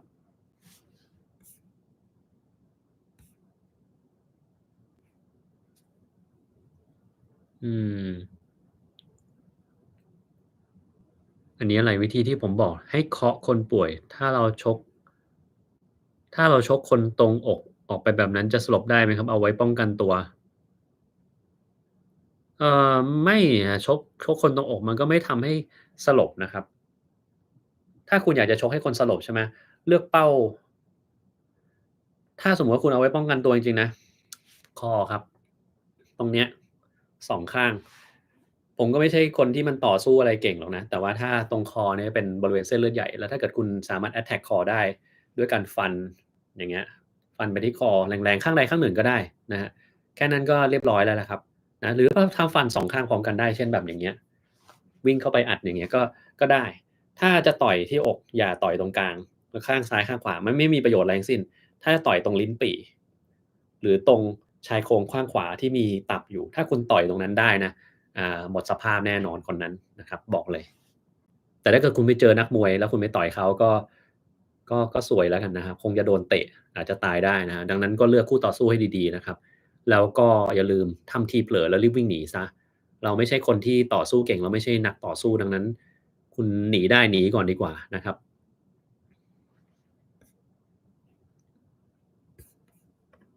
ขอบคุณคุณลูกช้างนะครับที่สนับสนุนมานะครับ วันนี้มีคนสนับสนุนพอสมควรเดี๋ยวเราจะเอาตังค์ไปกินชานมไข่มุกไหนๆมันก็เป็นวันชานมไข่มุกของโลกใช่ไหมฮะเราก็ต้องไปกินเสียบ้างตอนบ่ายนี้เลิกเหล้าบุหรี่4 ปีแล้วยังมีเลอบ่อยเกี่ยวกับอะไรครับอันนี้ก็กรดไหลย้อนไงครับนะต้องไปดูคลิปเรื่องกรดไหลย้อนของผมนะครับมันมีวิธีในการแก้ไขนะครับดูเรื่อง Baby Reindeer หรือเปล่าไม่ได้ดูครับเราไม่ได้ดู Baby Reindeer ไม่รู้มันเป็นยังไงเหมือนกันนะครับ Deep seated abscess คืออะไร มันก็คือเป็นหนองที่อยู่บริเวณลึกๆในร่างกายครับ แต่เกิดจากอะไรก็ไม่รู้เหมือนกัน มันก็ขึ้นอยู่กับเชื้อที่อยู่ในนั้นมันคืออะไรนะครับลูกช้างเพิ่งเคยได้ยินสำหรับที่ปลุกคุณลุงใช้วิธีจับคอเสื้อเขย่าไม่ตื่นเอ่อก็อย่างงี้ก็ได้หรือคุณจะเอาแอมโมเนียให้เขาดมก็ได้นะครับใช่ไหมเหมือนที่เราปลุกคนที่เป็นลมนะครับ ตุ่มหนองขึ้นเองเป็นหายมาประมาณ2 ปีส่วนมากตามแขนขามีไข้อ่อนตอนนี้กินยากดภูมิก็ยังไม่ดีขึ้นเป็นโรคอะไรบ้างรักษายังไงต้องไปหาหมอผิวหนังแล้วครับแล้วก็ไปเอาไอ้ตุ่มหนองตรงนั้นน่ะมาดูว่ามันเป็นจากอะไรนะครับตุ่มหนองเนี่ยบางทีเราต้องเจาะออกมาตรวจนะมันจะมีบางอันเป็นโรคหนึ่งชื่อว่า Sweet Syndrome Sweet ที่แปลว่าหวานเนี่ยถ้าเจาะหนองมันเป็น Neutrophil เยอะเรียกว่าเป็น Neutrophilic dermatosis พวกนี้ก็จะเป็น Sweet Syndrome ก็อาจจะต้องกินยาพวกนั้นบ้างนะครับหรือบางทีมันก็เกิดจากอย่างอื่นเช่นเคมีบำบัดหรืออะไรพวกเนี้ยบางทีก็เป็นโรคเบเชตนี่ก็จะเป็นตุ่มหนองขึ้นง่ายบางทีก็เป็นโรคสะเก็ดเงินชนิดหนึ่งนะเราเรียกว่า Pustular psoriasis นะครับคือมันเป็นสะเก็ดเงินที่ไม่ออกสะเก็ดแต่มันเป็นตุ่มหนองแทนพวกนี้ก็ต้องให้หมอผิวหนังเขาดูเหมือนกันนะดังนั้นอันเนี้ยถามหมอผิวหนังเลยว่าเราเป็นโรคภาษาทางการแพทย์ ชื่ออะไรแล้วผมจะได้บอกได้ว่าอ๋อคุณต้องทำอะไรนะครับ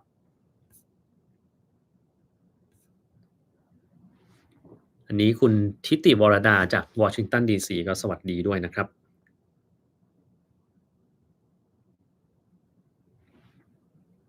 อันนี้ปีหน้ากลับไทยได้เล่นน้ำสงกรานต์ไม่เล่นนะครับร้อนขี้เกียจเล่นคิดว่าการทำอะไรสิ่งมีผลดีหรือผลเสียมากกว่าในอนาคตหลังทำถ้าทำดีๆมันก็ผลดีนะครับกินน้ำเต้าหู้ใส่เครื่องแต่ไม่ใส่น้ำตาลทุกวันเป็นอันตรายไหมครับไม่เป็นอันตรายเลยครับเล่าเรื่อง Baby from Bone Marrow ให้ฟังหน่อยไม่ได้ดูครับไม่รู้เป็นยังไงมั่งนะงั้นก็ไม่สามารถเล่าได้เพราะไม่ได้ติดตามนะครับเอ็นเข่าขาด EGFR 16ถ้าต้องผ่าตัดกินยาแก้ปวดกด MSH ได้หรือเปล่ากินได้แต่ก็ต้องดูค่าไตอยู่เรื่อยๆด้วยครับว่ามันต่ำหรือยังถ้ากินไปนานๆเนี่ยมีปัญหาแน่นอนนะครับเส้นเลือดปูดใกล้ๆขมับมีความเสี่ยงอะไรบ้างครับไม่มีครับอืม มีคนขำเรื่องคำว่า Aditoid ก็เนาะดูหน้าตาก็ไม่ไหวแล้วอะใช่ไหมคนที่มาคนที่มาอวย CDS ใน TikTok ผมนะที่มาเถียงอะผมก็จัดการหมดทุกคนแล้วแต่ละคนดูหน้าแล้วแบบเข้าใจเลยอะทำไมถึงเชื่อเรื่องพวกนี้ได้อะแล้วมันแบบคนละชั้นกับเราไปแล้วอะคือเรารู้เลยว่าการศึกษาเนี่ยเป็นเรื่องสำคัญมากๆเลยอะนะเรารู้เลยอะแต่การศึกษาก็ไม่ใช่ทุกอย่างนะเพราะว่ามันจะมีคนที่การศึกษาสูงบางคนเช่นหมอคนหนึ่งอย่างเงี้ย หรือด็อกเตอร์คนนั้นคนนี้อะมันใช้ CDS ใช้ได้ยังไงคือเรียนอะไรมานี่ไม่เข้าใจเหมือนกันแล้วคนที่ใช้ CDS เนี่ยเขาจะมาบอกผมว่าหมอเนี่ยไม่รู้เรื่องอะไรเลยศึกษามาหรือเปล่าสูตรข้างโครงสร้างทางเคมีเป็นอะไรสารฟอกขาวมันเป็นอย่างโน้นอย่างงี้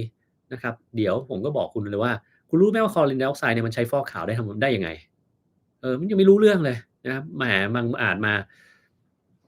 คือท้าทายความรู้ผมอะคือถ้าแบบจะมาท้าทายความรู้ทางด้านการแพทย์ผมนะมันไปเรียนมา10ปีให้ได้เสียก่อนเรียน10ปียังไม่รู้จะเก่งเท่าเราหรือเปล่าเลยนะ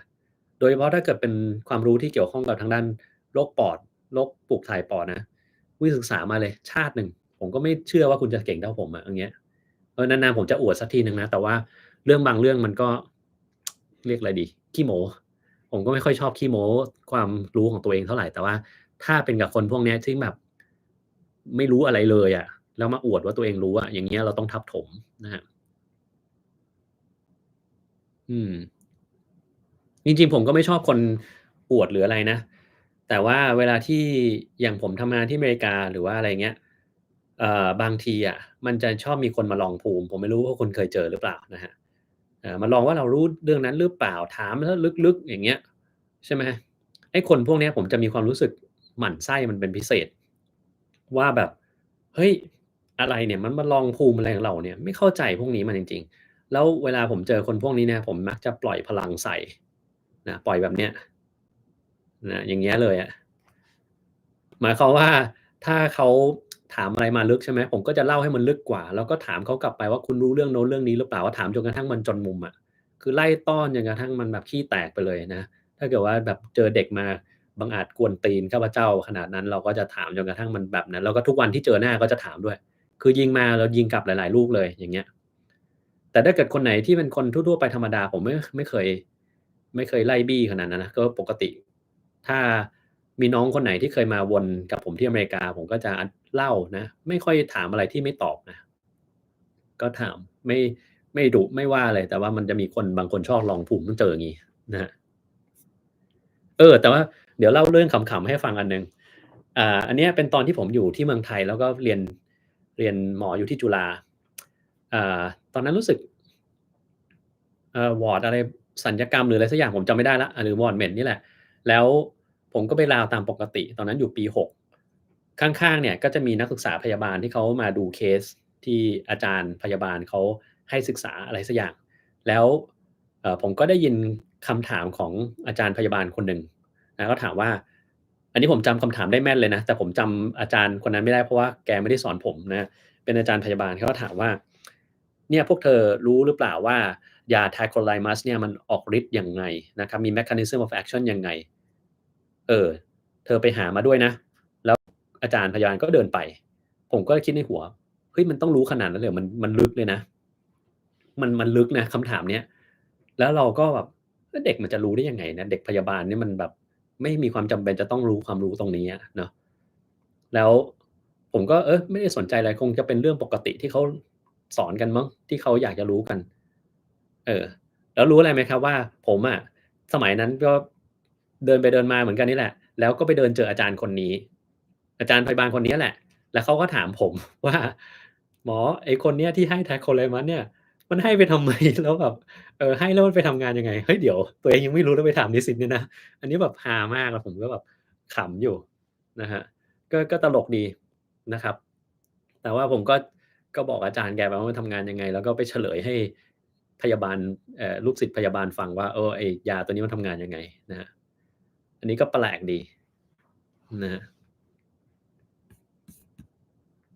เจออะไรอย่างงี้เรื่อยๆบางทีเราก็ถามทั้งๆที่เราอาจจะไม่เข้าใจคำตอบนะครับ นี่อะไรเป็นเชื้อราในปอดผ่าออกแล้วมีสิทธิ์ที่จะได้รับการปลูกถ่ายปอดอยู่หรือเปล่าไม่เสมอไปครับต้องมาดูอีกหลายอย่างว่าจำเป็นจะต้องปลูกหรือเปล่านะครับเมืองไทยยังไม่ค่อยมีโอกาสได้ปลูกถ่ายปอดเท่าไรนะบอกไว้ก่อนเลยนะครับเชื่อเรื่อง Twin Flame หรือเปล่าผมยังไม่รู้เลยว่ามันคืออะไรนะครับไฟฝาแฝดยังไงคือสมมุติว่าเราเอาเชือกมา2เส้นเอามาอยู่ด้วยกันจุดไฟแล้วดึงเชือกออกมา2เส้นให้ไฟมันเหมือนกันTwin Flame ก็ไม่เห็นแปลกเลยนี่ใช่ไหมครับ มีอะไรอีก Beta-glucan กินแล้วดีไหมไม่น่าจะดีนะครับไม่ได้อะไรขึ้นมาขอบคุณคุณพอลนะครับที่สนับสนุนมานะครับน้ำไฮโดรเจนดื่มแล้วมีประโยชน์จริงหรือเปล่าเห็นว่าสรรพคุณลดอักเสบต่างกับน้ำดื่มปกติมากไหมไม่เชื่อเลยครับนี่ไร้สาระมากเลยแต่มีคนพยายามเอามาโฆษณานะน้ำไฮโดรเจนใส่โน่นใส่นี่เข้าไปแล้วเอาไปกินก็อืมไม่รู้มันลดการอักเสบยังไงผมยังอธิบายเหตุผลไม่ได้อะคือข้อแรกนะเจอแบบเนี้ย ให้เขาอธิบายเหตุผลก่อนว่ากลไกการออกฤทธิ์ของมันในการลดการอักเสบมันทำยังไงอันที่2ต่อให้มีกลไกคุณก็ต้องมีงานวิจัยรับรองงานวิจัยรับรองยังไงคุณต้องมีกลุ่มควบคุมและกลุ่มทดลอง2กลุ่มนี้ต้องเหมือนกันเป๊ะและต้องมีจำนวนมากพอสมควรหลังจากนั้นก็คือให้กลุ่มหนึ่งกินน้ำปกติอีกกลุ่มหนึ่งกินน้ำไฮโดรเจนแล้วตรวจค่าการอักเสบต่างๆของร่างกายตั้งแต่ก่อนและหลังกินดูซิว่ามันต่างกันไหมนะถ้าคุณมีงานวิจัยอย่างเงี้ย แล้วก็มีการอธิบายกลไกว่ามันออกฤทธิ์ต้านการอักเสบยังไงเราถึงจะบอกได้ว่ามันได้ผลหรือมันไม่ได้ผลนะครับถ้าคุณไม่มีอะไรเลยแล้วมาอ้างว่ามันทำได้ผลอันเนี้ยขี้โม้นะครับ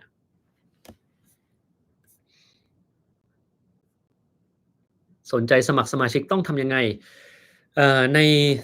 คลิปทุกคลิปของผมใต้คลิปมันจะมีปุ่มให้กดสมัครสมาชิกอยู่แล้วนะครับลองไปดูอันนั้นนะไปดูหลานม่ามาดีเลยครับสนุกนะครับ แอบร้องไห้ร้องไห้ไม่ต้องแอบก็ได้ครับร้องให้คนอื่นเขาเห็นก็ได้เราจะได้รู้สึกว่าเราเป็นคนที่มีความเข้าถึงตัวหนังนะครับอืม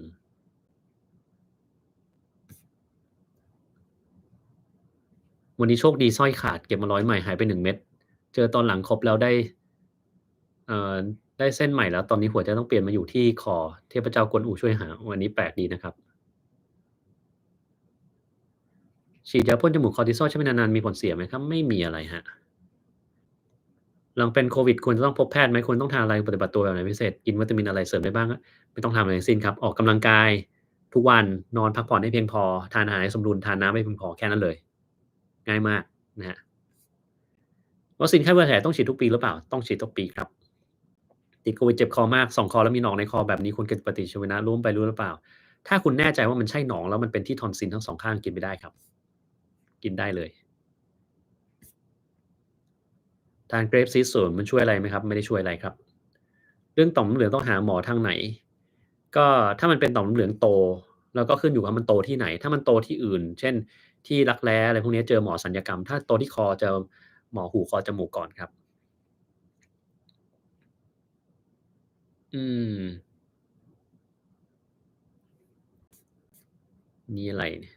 ที่อเมริกาถ้ามีเด็กวัยรุ่นที่สับสนในเพศสภาพตัวเองมีแนวทางอย่างไรบ้างหลายวันก่อนเห็นมีข่าวที่อังกฤษให้เด็กทานยา puberty blocker ก่อนวัยอันควรเด็กทานยาเหล่านี้ควรจะมีผลอะไรบ้างก็มีผลต่อการเจริญเติบโตนะครับที่อเมริกาเนี่ย แล้วแต่รัฐเลยครับมันกำลังเป็นประเด็นร้อนกันอยู่ที่เรากำลังเถียงบางรัฐก็ห้ามเด็ดขาดในการให้บริการทางการแพทย์กับเด็กพวกนี้ในแง่ของการผ่าตัดเลือกเพศไม่มีเลยทุกอย่างต้องจ่ายเองเราก็ทำรัฐนั้นไม่ต้องไปทำรัฐอื่นอะไรอย่างเงี้ยมีอย่างงี้ก็ยังเป็นประเด็นกันอยู่ดังนั้นเราจะบอกว่าอเมริกาทำยังไงเนี่ยไม่ได้เราต้องบอกว่ารัฐบางรัฐในอเมริกาทำยังไงอันนี้ยังพอได้บ้างนะครับคือเขาจะเรียกอันนี้ว่าgender affirmation care นะครับข้อแรกมันก็ต้องประเมินสุขภาพจิตของเด็กพวกนี้ก่อนอยู่แล้วเป็นธรรมดาเหมือนกับผ่าตัดแปลงเพศในประเทศไทยก็ต้องประเมินสุขภาพจิตให้แน่ใจก่อนว่าเราต้องการเป็นเพศสภาพนั้นจริงๆนะจริงๆเสร็จปุ๊บก็มีเรื่องของการใช้ฮอร์โมนการใช้ฮอร์โมนนี้ก็ต้องมานั่งตรวจระดับฮอร์โมนให้แน่ใจว่ามันไม่มีปัญหานะครับเพราะว่าการให้ฮอร์โมนไปเปลี่ยนแปลงฮอร์โมนจริงในร่างกายมันก็จะมีปัญหาต่างๆตามมาได้นะฮะหลังจากนั้นก็ค่อยถึงการผ่าตัดซึ่ง ต้องออกตังค์เองนะฮะที่นี่ยังไม่จ่ายอะไรอย่างเงี้ยนะฮะมันก็จะมีเรื่องพวกนี้อยู่ดีนะอืมอายุ23อยากสร้างกล้ามเนื้อต้องกินโปรตีนต่อวันเท่าไรผมบอกเลยครับว่าอายุ23เนี่ยยังไม่ต้องกินโปรตีนอะไรเสริมเท่าไรนะเล่นเวตให้มันพอก่อนแล้วเดี๋ยวกล้ามมันก็ขึ้นเองนะครับแต่โปรตีนที่กินให้พอก็คือประมาณสัก1กรัมต่อกิโลกรัมคุณจะกินจากอาหารก็ได้หรือกินจากเวย์เสริมไปก็ได้นะครับถ้าเกิดกินเยอะเกินไปมันก็อาจจะไม่เกิดอะไรขึ้นนะครับมันก็จะขับทิ้งออกมา ตรวจสุขภาพเพราะว่าเกล็ดเลือดต่ำจาก100,000กว่าเหลือ70,000มีอันตรายอะไรไหมครับมีครับแล้วเกิดจากอะไรตอบไม่ได้ครับต้องไปตรวจเพิ่มเติมนะครับ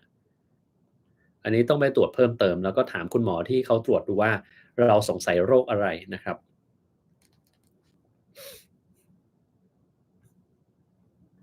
เวลาทานไม่ได้ทานนานๆแล้วท้องเสียเกิดจากอะไรครับเวลากินบ่อยๆท้องไม่เสียนี่ก็ไม่แน่ใจเหมือนกันครับหมาผมก็เป็นเหมือนกันเวลาไปให้กินเนื้อแปลกๆที่มันนานๆกินทีมันก็ขี้แตกเหมือนกันนะแต่ปล่อยไว้เดี๋ยวมันก็หายนะครับ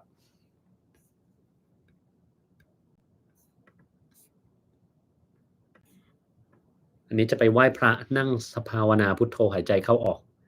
ดีเลยครับเราก็ไปไหว้พระเนาะ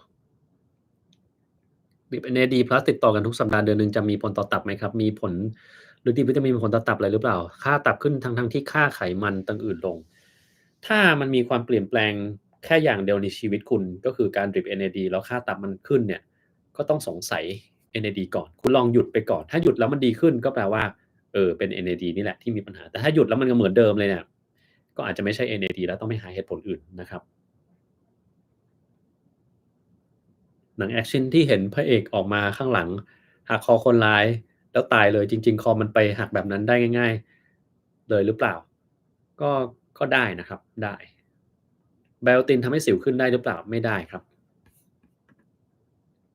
ขอบคุณคุณกมลพานะครับที่สนับสนุนมานะครับทวด91ป่วยโควิดแล้วกลับบ้านมาตามองไม่เห็นเกี่ยวกับโควิดหรือเปล่าอันนี้อาจจะเกี่ยวหรือไม่เกี่ยวก็ได้ควรจะพาไปตรวจเดี๋ยวนี้เลยนะครับ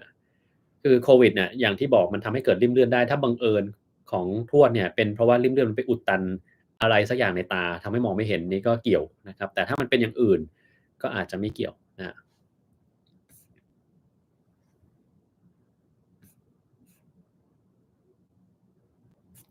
อันนี้อะไรผู้ชายกินนมถั่วเหลืองวันละกล่องเขาไม่มีผลต่อฮอร์โมนเพศหญิงจะเป็นอะไรหรือเปล่าครับไม่เป็นอะไรครับกินได้นะครับ ตอนนี้พ่อมีออกซิเจนต่ำ70กว่าน้ำตาล400ซึมมีโรคสมองเสื่อมสำหรับคนดูแลควรทำอย่างไรให้ท่านดีขึ้นอันเนี้ยยากไม่น่าจะดีขึ้นได้นะครับถ้ามีโรคสมองเสื่อมแล้วแปลว่ามักจะเป็นใกล้วัยสุดท้ายของชีวิตแล้วการที่ไปดูแลอะไรมากเนี่ยมันอาจจะไม่ได้เปลี่ยนแปลงอะไรให้ดีขึ้นนะครับแน่นอนถ้าออกซิเจนต่ำ70กว่าเนี่ยไม่ปกติคุณต้องให้ออกซิเจนเสริมแล้วนะครับแล้วให้ออกซิเจนเสริมก็ไม่พอมันต้องถามว่าทำไมมันถึงต่ำมีการสำลัก มีปอดมีปัญหาหรือปอดอักเสบอะไรหรือเปล่าซึ่งถ้าต่ำ70เนี่ยต้องไปโรงพยาบาลแล้วครับนะน้ำตาลขึ้น400ก็แปลว่ามันมันสูงเกินไปคุณต้องลดลงมาถ้าเรามีออกซิเจนต่ำมีการซึมหลับแบบเนี้ยถ้าเป็นผมนะคุณเอาไปโรงพยาบาลได้แล้วครับสงสัยว่ามีการติดเชื้อในกระแสเลือดเรียบร้อยแล้วครับติดเชื้อในกระแสเลือดอาจจะมาจากปอดหรืออะไรก็ได้เพราะว่าออกซิเจนต่ำแบบเนี้ยรักษาเองไม่ได้นะครับรักษาเองไม่ได้นะแต่ก็ขึ้นอยู่กับว่าพ่อของคุณเนี่ย อายุเท่าไรเช่น ถ้าเกิดว่าเจ็บอ่อนๆแอดๆเป็นผู้ป่วยติดเตียงมาแล้วอายุแบบ100อันเนี้ยผมจะบอกว่าปล่อยท่านไปเถอะครับ การไปทำอะไรให้ท่านเพิ่มไปกว่าเนี้ยไม่ได้ทำให้ท่านสบายขึ้นแต่มันจะกลับทำให้ระยะเวลาที่ทรมานมันยาวขึ้นอีกต่างหากนะครับดังนั้นเนี่ยแล้วแต่กรณียังไงก็ตามถ้าจะสู้ต่ออันนี้ต้องไปโรงพยาบาลแน่นอนรักษาเองไม่ได้นะครับวันนี้ดื่มน้ำอะไรน้ำ Rockstar นะครับนี่มันเงาไม่รู้อ่านออกหรือเปล่า Rockstar เป็นชาวร็อกวันหนึ่งนะครับอยู่โรงพยาบาลอายุ71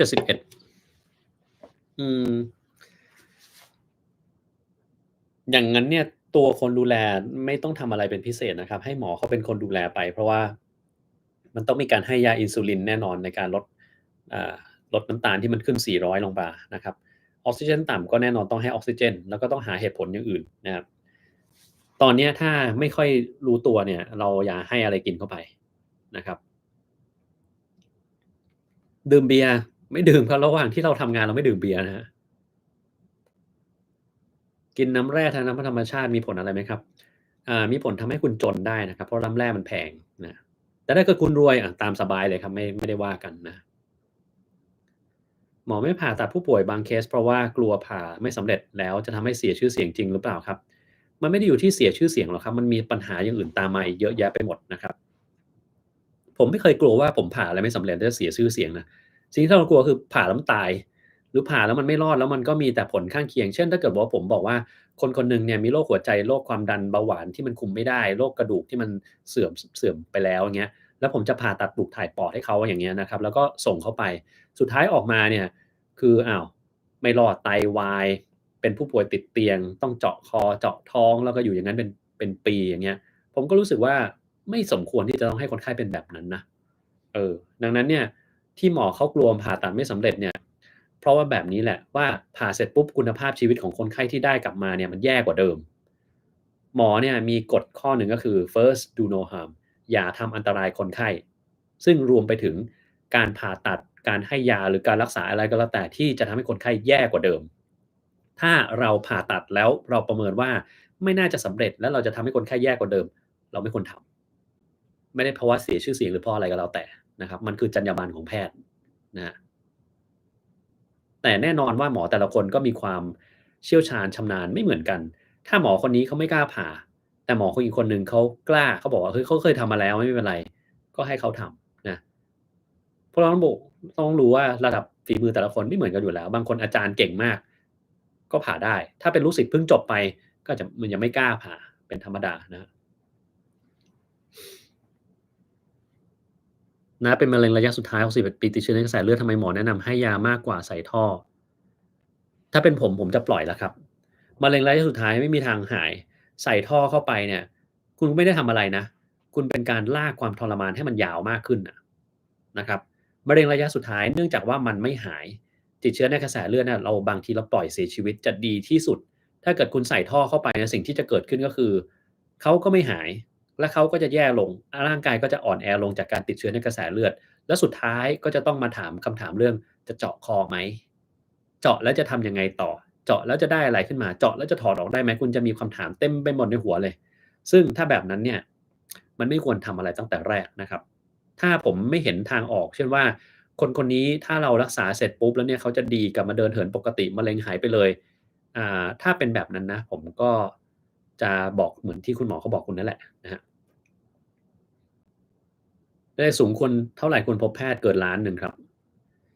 สเก็นเงินดูแลตัวเองยังไงทำตามที่หมอเขาแนะนำเลยนะครับมันจะมีสเตียรอยด์ที่เอามาทาแล้วก็มียาสระผมบางอย่างที่เอามาใช้ได้แล้วถ้ามันเป็นเยอะๆก็หมอก็จะให้ยากดภูมิต้านทานนะครับ พี่ชายทำบอลลูน1เส้นมีโรคประจำตัวคือเบาหวานความดันน้ำท่วมปอดมีภาวะหัวใจเต้นผิดปกติต้องจำกัดน้ำหรือว่า800ซีซีมีอะไรที่ต้องระวังที่สุดทุกอย่างต้องระวังพร้อมกันหมดนะครับแล้วก็ต้องระวังเรื่องของอาหารการกินถ้าคุณกินเค็มนั่นแหละปัญหานะครับยาแก้ปวดห้ามไปเอามากินเองตัวที่กินเองได้มีตัวเดียวคือพาราเซตามอลที่เหลือห้ามกินนะครับออกกำลังกายต้องทำถ้าไม่ออกกำลังกายเดี๋ยวมันมีปัญหาได้นะ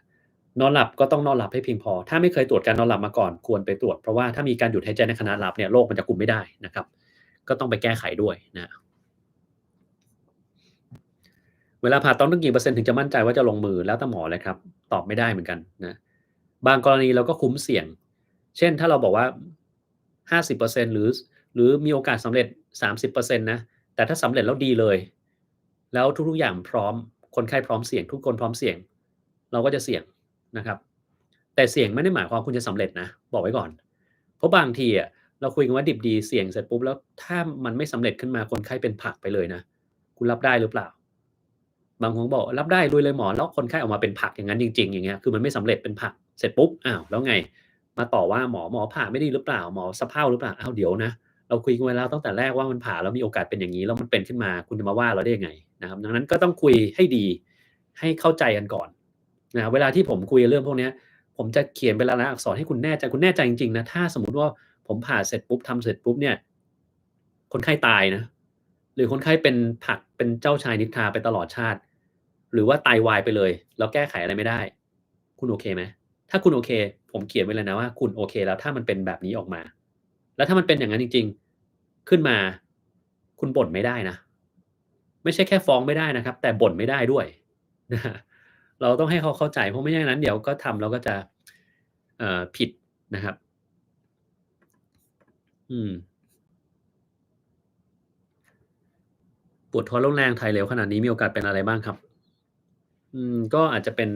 ท้องเสียจากการที่คุณกินอะไรผิดปกติเข้าไปก็ได้นะครับ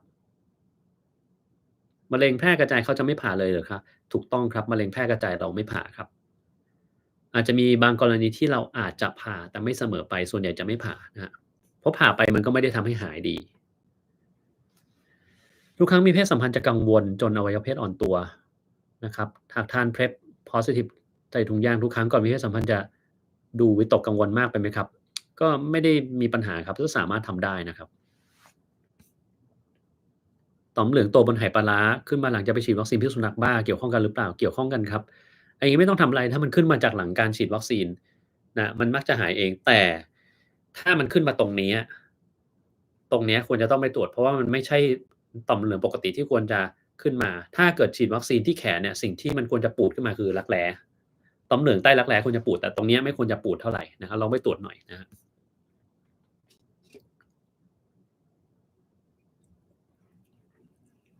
โควิดช่วงนี้กี่วันหายเหมือนเดิมครับไม่ได้เปลี่ยนไปจากเดิมนะครับ ถ้าเกิดคนที่ภูมิต้านทานปกติก็ส่วนใหญ่ประมาณ5วันก็จะเริ่มดีขึ้นแล้วแต่ถ้าเกิดคุณไหนที่มีความต้านทานผิดปกติก็อาจจะนานกว่านั้นอีกนะครับคนผ่าตัดลำไส้จากมะเร็งสามารถทำ FMD ได้ไหมครับได้ครับเขาจะหมดแรงตอนทำคีโมไหมครับก็ไม่อะครับเพราะเราไม่ได้ทำทุกวันเราทำแค่5วันเองนะอย่างที่ผมเคยทำคลิปไปนะครับพ่ออายุ85ปีล้มผ่าตัดใส่หมอนรองกระดูกเทียมที่คอนอนโรงพยาบาล5เดือนแล้วมีโอกาสมีเสมหะในปอดมีน้ำท่วมปอดตลอดใส่ท่อให้อาหารทางจมูก แจ้งคุณหมอว่าไม่ต้องการเจาะคอสอดท่อโอกาสดีขึ้นมีไหมครับมีน้อยมากครับข้อแรกอายุเยอะข้อที่2นอนโรงพยาบาลมา5เดือนแค่2ข้อนี้บวกกันโอกาสที่จะดีขึ้นน่ะมันแทบจะเหลือศูนย์แล้วผมบอกตรงๆเลยนะเหตุผลเพราะว่าอายุเยอะเนี่ยกล้ามเนื้อจะฝ่อตามปกติอยู่แล้วนะครับอันที่2ยิ่งอยู่บนเตียงนานๆมันยิ่งฝ่อปกติการอยู่บนเตียง1วันเนี่ยคุณจะต้องใช้เวลากายภาพทั้งหมด3วันกว่าจะกลับมาปกติได้นี่คุณอยู่มา5เดือนคุณคูณ3ไปเลยนะครับ ต้องใช้เวลากายภาพทั้งหมด15เดือนกว่าจะกลับมาปกติหมายความว่าเวลากายภาพต้องกายภาพจริงจังเต็มที่ถ้ายิ่งทำไม่ได้ยิ่งนอนอยู่บนเตียงมันก็จะนานกว่า15เดือนไปอีกนะครับแล้วระหว่าง15เดือนนี้มีโอกาสที่จะเกิดผลแทรกซ้อนต่างๆจากการนอนบนเตียงนานๆเช่นสำลักเข้าปอดติดเชื้อทางเดินปัสสาวะติดเชื้อในกระแสเลือดมีแผลกดทับอย่างเงี้ยตามมาเรื่อยๆได้ดังนั้นถ้าถามผมเนี่ยโอกาสดีขึ้นเนี่ยจะน้อย และยิ่งมีเสมหะในปอดมีน้ำท่วมปอดไปแล้วด้วยเนี่ยอันนี้ยิ่งแล้วใหญ่เลยนะครับดังนั้นพวกนี้บางทีเราต้องไปคุยกับคุณพ่อให้ดีๆเลยว่ามันเป็นยังไงนะครับคือมันเป็นการคุยที่ลำบากนะเพราะถ้าเราตัดสินใจมาจนถึงตอนนี้แล้วเนี่ยมันจะมีคนไข้บางประเภทคือไม่ไม่ตายฉับพลันแต่มันก็ไม่ได้ดีขึ้นน่ะมันก็ไม่ได้ดีขึ้นแต่มันก็ทรงๆอย่างเงี้ยไปเรื่อยๆอะแล้วเราจะทำยังไงนะครับ พวกนี้ส่วนใหญ่จะต้องอาศัยการคุยกับญาติทั้งหมดแล้วก็คุยกับคนไข้ว่าต้องการชีวิตแบบไหนนะครับ ถ้าเราคิดว่าคุณพ่อเขามีความต้องการว่าจะอยู่ให้นานที่สุดจะอยู่ให้นานที่สุดไม่ว่าอะไรก็แล้วแต่อันเนี้ยผมแนะนำเจาะคอนะครับแต่ถ้าคุณพ่อบอกว่าทรมานอะไม่เอาแล้วอะแค่ไหนแค่นั้นนะครับแค่ไหนแค่นั้นถ้าแบบเนี้ยไม่ต้องเจาะคอแล้วคุณพ่อเขาอยากให้ทำอะไรทำคุณพ่อเขาอยากให้เอาสายจมูกออกไหมถ้าอยากทำนะครับถ้าคุณพ่ออยากกินทุเรียนกินถ้ากินแล้วสำลักไม่เป็นไรเพราะว่านั่นคือความต้องการของคุณพ่อซึ่งเป็นคนที่สำคัญที่สุดในการรักษาเวลารักษาคนที่สำคัญที่สุดในการตัดสินใจคือคนไข้ไม่ใช่ญาติไม่ใช่ครอบครัว บอกไว้ก่อนนะเพราะว่าหลายครั้งเราจะเห็นว่าครอบครัวอยากให้ทำนั่นทำนี่แต่มันไม่ใช่ความต้องการของคนไข้คุณลองคิดดูแล้วกันถ้าสมมติวันหนึ่งคุณต้องอยู่ในสภาพเดียวกับคุณพ่อแล้วคุณนอนอยู่บนเตียงและในหัวคุณรู้อยู่แล้วว่ามันไม่ดีขึ้นน่ะมันเหนื่อยจะตายอยู่แล้ววันๆนี้ก็มองแต่เพดาน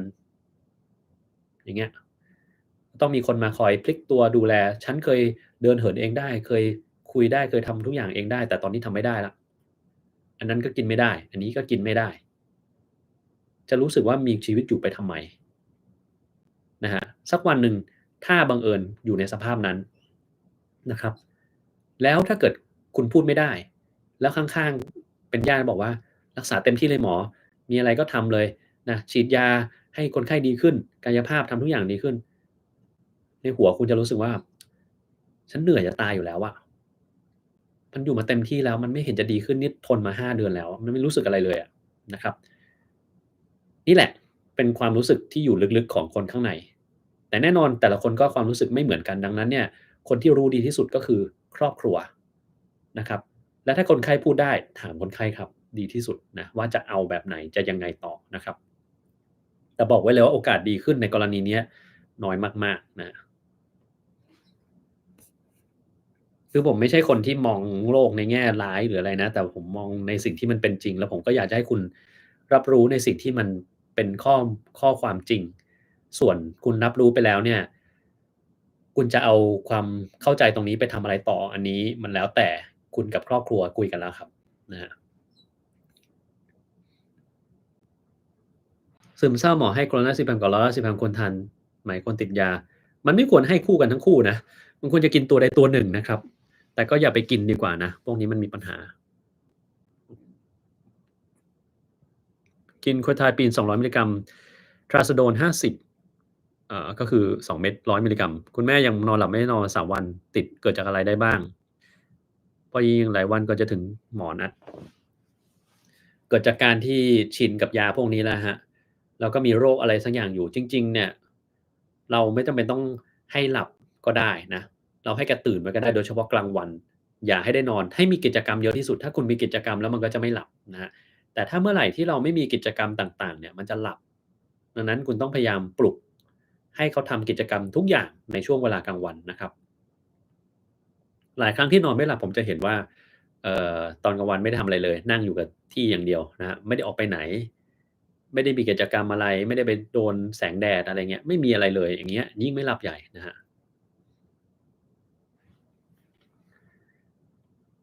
ชอบดูเซสชันออกกำลังกายของผมเดี๋ยวนี้ไม่ค่อยได้ทำแล้วเพราะว่าลงไปในยิมทีไรมันมีคนทุกทีเดี๋ยวรอไว้ย้ายบ้านใหม่ก่อนแล้วอาจจะไปลองทำอะไรสักอย่างดู Clenbuterol 40กับOxandrolone 10ทานคู่กันได้หรือเปล่าได้ครับถ้าคุณอยากจะทานนะแต่ว่าคุณรู้ใช่ไหมว่ามีผลข้างเคียงอะถ้ารู้และรับได้ทานนะครับมันไม่มีปัญหา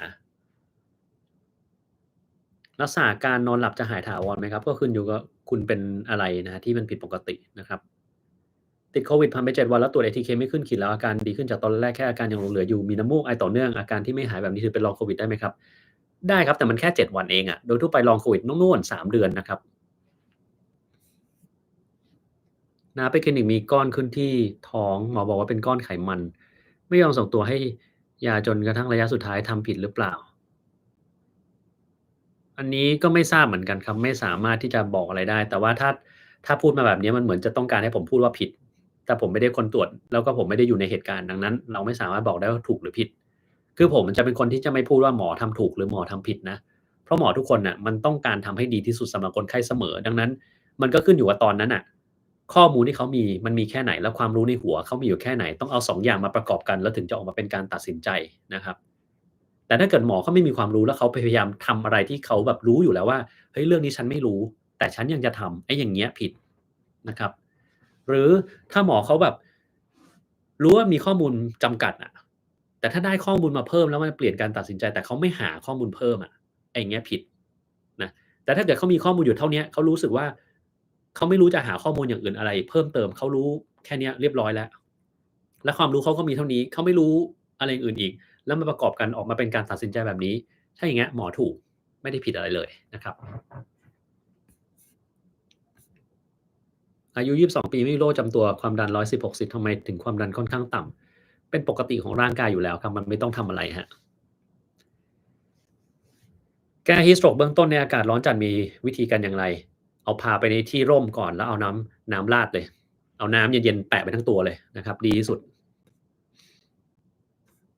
ไอเสมหะเวลานานปนเลือดควรแก้ยังไงครับควรไปหาหมอก่อนเลยว่ามันเป็นอะไรนะครับ เป็น MCD กับ Scleroderma ตั้งแต่อายุ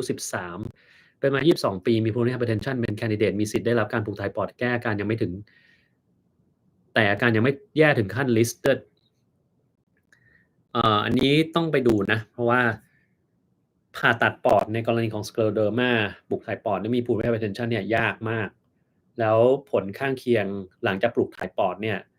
อ่ามันเยอะอย่างหนึ่งที่เราเจอก็คือคนไหนที่มีการเคลื่อนไหวผิดปกติของหลอดอาหารที่เราเรียกว่าเป็น esophageal dysmotility นะครับหมายความว่า Scleroderma หรือหนังแข็งของเราเนี่ยมันไปโดนไอ้ตัวหลอดอาหารทำให้มันบีบไม่ได้พวกเนี้ยเวลาผ่าตัดเสร็จแล้วอะมันจะมีคนบางคนเกิดกรดไหลย้อนแล้วมันจะเข้าไปในปอดอันใหม่ได้แล้วทำให้ปอดมันเสียไปเลยนะครับ โรงพยาบาลที่ผมทำงานอยู่เนี่ยเราจะไม่ผ่าคนที่หลอดอาหารมันเคลื่อนไหวไม่ได้แม้ว่าคุณจะเป็นโรคอะไรก็ตามแต่เพราะว่าเรารู้ว่าหลังจากผ่าเสร็จเนี่ยมันจะเกิดภาวะนี้ขึ้นมาได้ถ้าหลังจากผ่าเสร็จแล้วจะไม่ให้เกิดภาวะนี้ในคนที่มีหลอดอาหารผิดปกติมันมีอยู่วิธีเดียวเลยคือคุณกินอาหารไม่ได้ตลอดชีวิตอืมแล้วคุณต้องใส่สายให้อาหารทางหน้าท้องคือเอาอะไรเข้าปากไม่ได้อะต้องให้ทางเนี้ยแล้วก็ลงไปที่ลำไส้เล็กโดยตรงลงไปในกระเพาะก็ไม่ได้นะเพราะว่ามันจะขึ้นมาข้างบนได้คุณต้องให้อาหารเนี้ยทางลำไส้เล็ก แล้วถ้าบังเอิญเกิดปาฏิหาริย์ขึ้นมาว่าหลอดอาหารของคุณมันเคลื่อนไหวได้ปกติหลังจากนั้นโอเคคุณค่อยกลับมากินทางปากแต่มันการันตีไม่ได้ครับส่วนใหญ่โปรแกรมที่เขาผ่าตัดในคนที่มีหลอดอาหารผิดปกติเนี่ยเขาจะให้งดอาหารทั้งหมด6เดือนเป็นอย่างน้อยอย่างน้อยนะบางทีอาจจะต้องตลอดชีวิตก็ได้แล้วคนส่วนใหญ่เวลาผ่าตัดปอดเสร็จแล้วเนี่ยเขาจะบอกว่าเฮ้ยหายใจได้ดีแล้วอะแต่อยากจะกินอะไรสักอย่างใช่ไหมแต่มันกินไม่ได้พอหมอบอกกินไม่ได้เป็นไงกลับบ้านไปแอบกินแอบกินแล้วเกิดอะไรขึ้น วืดเข้ามาในปอดอักเสบต่อต้านปอดอืมแล้วพอต่อต้านหลายๆครั้งก็จะเกิดเป็นการต่อต้านแบบเรื้อรังซึ่งไม่มีทางรักษามีแต่ตายอย่างเดียวเลยที่เมืองไทยไม่มีการปลูกถ่ายปอดครั้งที่2ครับมันได้แค่ครั้งเดียวดังนั้นเนี่ยกรณีแบบเนี้ยยากแล้วการปลูกถ่ายปอดในกรณีคือบอกได้เลยว่าอาจจะเลือดออกเยอะมากในระหว่างที่ผ่าตัดซึ่งการเลือดออกเยอะระหว่างผ่าตัดในกรณีปลูกถ่ายปอดเนี่ย มันจะมีผลข้างเคียงเยอะมากเลยคือบางคนไตวายบางคนต้องใส่เครื่อง ECMO ค้างไว้เป็นนานเลยอะหลายวันหรืออาทิตย์อย่างเงี้ยงั้นพวกเนี้ยต้องไปคุยดีๆไม่ได้แปลว่าจะเป็นแคนดิเดตเสมอไปเพราะว่าบอกเลยว่าเป็นเคสยากนะครับแล้วเมืองไทยเนี่ยบอกว่าประสบการณ์ในการปลูกถ่ายปอดยังน้อยมากหลายๆปีมีสักเคสนะครับดังนั้นถ้าหลายปีมีสักเคสแล้วเลือกที่ทำเคสยากเลยเนี่ยโอกาสสำเร็จน้อยนะผมบอกไว้ก่อนนะครับ ดังนั้นยังไงก็แล้วแต่อันนี้ต้องไปคุยกับอาจารย์ที่เขาดูแลคุณอยู่ว่าเขาเห็นว่าเป็นยังไงนะครับถ้าให้ดีพยายามยืดเวลาให้นานที่สุดก่อนที่คุณจะปลูกถ่ายปอดเพราะว่าถ้าเมื่อไหร่คุณต้องการผ่าตัดเมื่อไหร่แล้วมันยากเสร็จปุ๊บผลออกมาเนี่ยมันจะสู้คนธรรมดาไม่ได้นะครับแต่ก็เป็นกำลังใจให้แล้วกันนะฮะอันนี้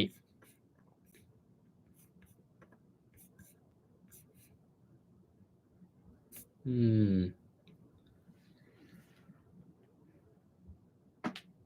อันนี้เดี๋ยวเราต้องไปแล้วดีกว่าเพราะว่ามันก็2ชั่วโมงกว่าแล้วเนาะมันยาวแล้ว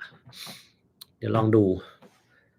สำหรับ pH Amlodipine กับ Tadalafil ต่างกันยังไง Amlodipine ไม่ค่อยได้ผลครับได้ผลอาจจะระยะแรกแล้วหลังจากนั้นก็เลิกได้ผลอาจจะต้องใช้ Tadalafil และอาจจะต้องใช้ยาตัวอื่นร่วมด้วยนะครับ What in body muscle mass ให้เปอร์เซ็นต์ทั้งๆที่ร่างกายแข็งแรงยกได้ดีขึ้นมันเพราะอะไรโปรตีนนอนไม่ขาด ไม่ต้องสนใจเครื่องพวกเนี้ยครับคือเราสนใจที่ตัวเราเป็นหลักมากกว่าผมไม่เคยวัดไอ้เครื่องพวกนี้เลยเพราะว่ามันเชื่อไม่ค่อยได้เท่าไรนะ Trigeminal neuralgia มา6ปีทำ MRI มา2ครั้งเมื่อ6ปี3ปีก่อนตอนนี้อาการปวดเพิ่มขึ้นเรื่อยๆอยากแนะนำว่าควรทำยังไงดีเอ๊ะแล้วกินยาอะไรอยู่นี่ไม่ได้บอกเลยมันต้องไปกินยาครับแล้วก็ยาเนี่ยต้องให้คุณหมอเขาเป็นคนปรับดูว่ายาจะเป็นตัวไหนนะครับ ยาพวกที่เขากินพวกนี้ก็จะกลุ่มยาตัวกลุ่ม Oxcarbazepine หรือ Oxcarbazepine พวกเนี้ยก็จะเป็นตัวที่ได้ผลค่อนข้างที่จะดีนะครับถ้าเกิดกินยาทุกอย่างปรับทุกอย่างแล้วมันไม่ดีขึ้นอันนี้ต้องผ่าตัดแล้วครับมันต้องทำ trigeminal release นะครับซึ่งบางทีอะไอ้เส้นประสาทสมอง trigeminal nerve เนี่ยมันเอ่อมีเส้นเลือดมาคีบอยู่ทำให้มันปวดอยู่เรื่อยๆวิธีผ่าก็คือต้องไปเอาเส้นเลือดที่คีบเนี่ยเอาออก มันจะไม่เป็นนะแต่ก็ต้องไปดูว่าของคุณเป็นกรณีแบบที่โดนเส้นเลือดคีบหรือเปล่านะครับเบาหวานชนิดที่2ลดแล้วแป้งน้ำตาลจะหายจากเบาหวานได้หรือเปล่าไม่ต้องกินยาจะหายเบาหวานได้ไหมครับได้ถ้าเกิดคุณเพิ่งเป็นเบาหวานมาใหม่ๆแล้วก็เป็นแบบไม่รุนแรงหมายความว่าค่า A1C ของคุณมันเกินมันก็นิดเดียวเองเช่นแบบ7.1อะไรเงี้ยมีโอกาสหายแต่ถ้าเกิดคุณเป็นมานานๆเป็นมาหลายปีแล้วก็ค่า A1C คุณ8-9อะไรเงี้ยอย่างเงี้ยบอกเลยว่าไม่หายนะครับแต่มันอาจจะคุมอาการได้ถ้าเกิดคุณกินอาหารที่คุมพวกนี้นะครับ อืมคุณกันสุดาบอกว่าแมวตั้งใจดูผมมากๆนี่แปลกดีเหมือนกันนะครับไม่น่าเชื่อว่ามีแมวนั่งดูผมคุยประหลาดเหมือนกันนะครับขอบคุณคุณหนิงนะครับที่สนับสนุนมานะครับกินโปรตีนมาถึงตลอดกินไม่ถึง2วันไม่ส่งผลอะไรครับเจาะระบายน้ำที่ปอดจำเป็นต้องเปลี่ยนขวดหรือเปล่าเป็นสาเหตุที่ติดเชื้อไหมไม่ต้องเปลี่ยนอะไรครับไม่ได้เกี่ยวอะไรกับติดเชื้อ ฉีดวิตซีกลูต้าหวังผลเรื่อง anti aging ได้หรือเปล่า มันไม่ได้ anti aging ครับมันทำให้ผิวเราขาวขึ้นแค่นั้นเองเพราะว่ามันเป็นลดการสร้างเม็ดเมลานินนะครับกลัวความสูงรักษาได้ไหมครับได้ครับไปเจอคุณหมอทางด้านจิตเวชเลยครับเขามีวิธีในการรักษานะครับโอเควันนี้ผมก็เท่านี้ก่อนแล้วกันนะครับเดี๋ยวคราวหน้าเราก็ค่อยมาไลฟ์กันใหม่พรุ่งนี้กับวันพฤหัสไม่น่าจะว่างนะครับเดี๋ยวต้องดูอีกทีว่าวันศุกร์ว่างหรือเปล่านะครับโอเควันนี้ก็เท่านี้แล้วกันนะครับทุกคนก็ไปกินชานมไข่มุกกันแล้วกันนะครับไหนๆวันนี้ก็เป็นวันชานมไข่มุกของโลกใช่ไหมครับลุยแล้วกันนะครับโอเควันนี้ก็เท่านี้นะครับแล้วก็สำหรับเด็กนักเรียนที่จะสอบ Entrance ทุกคนก็เป็นกำลังใจให้นะครับ Entrance มันก็แค่เป็น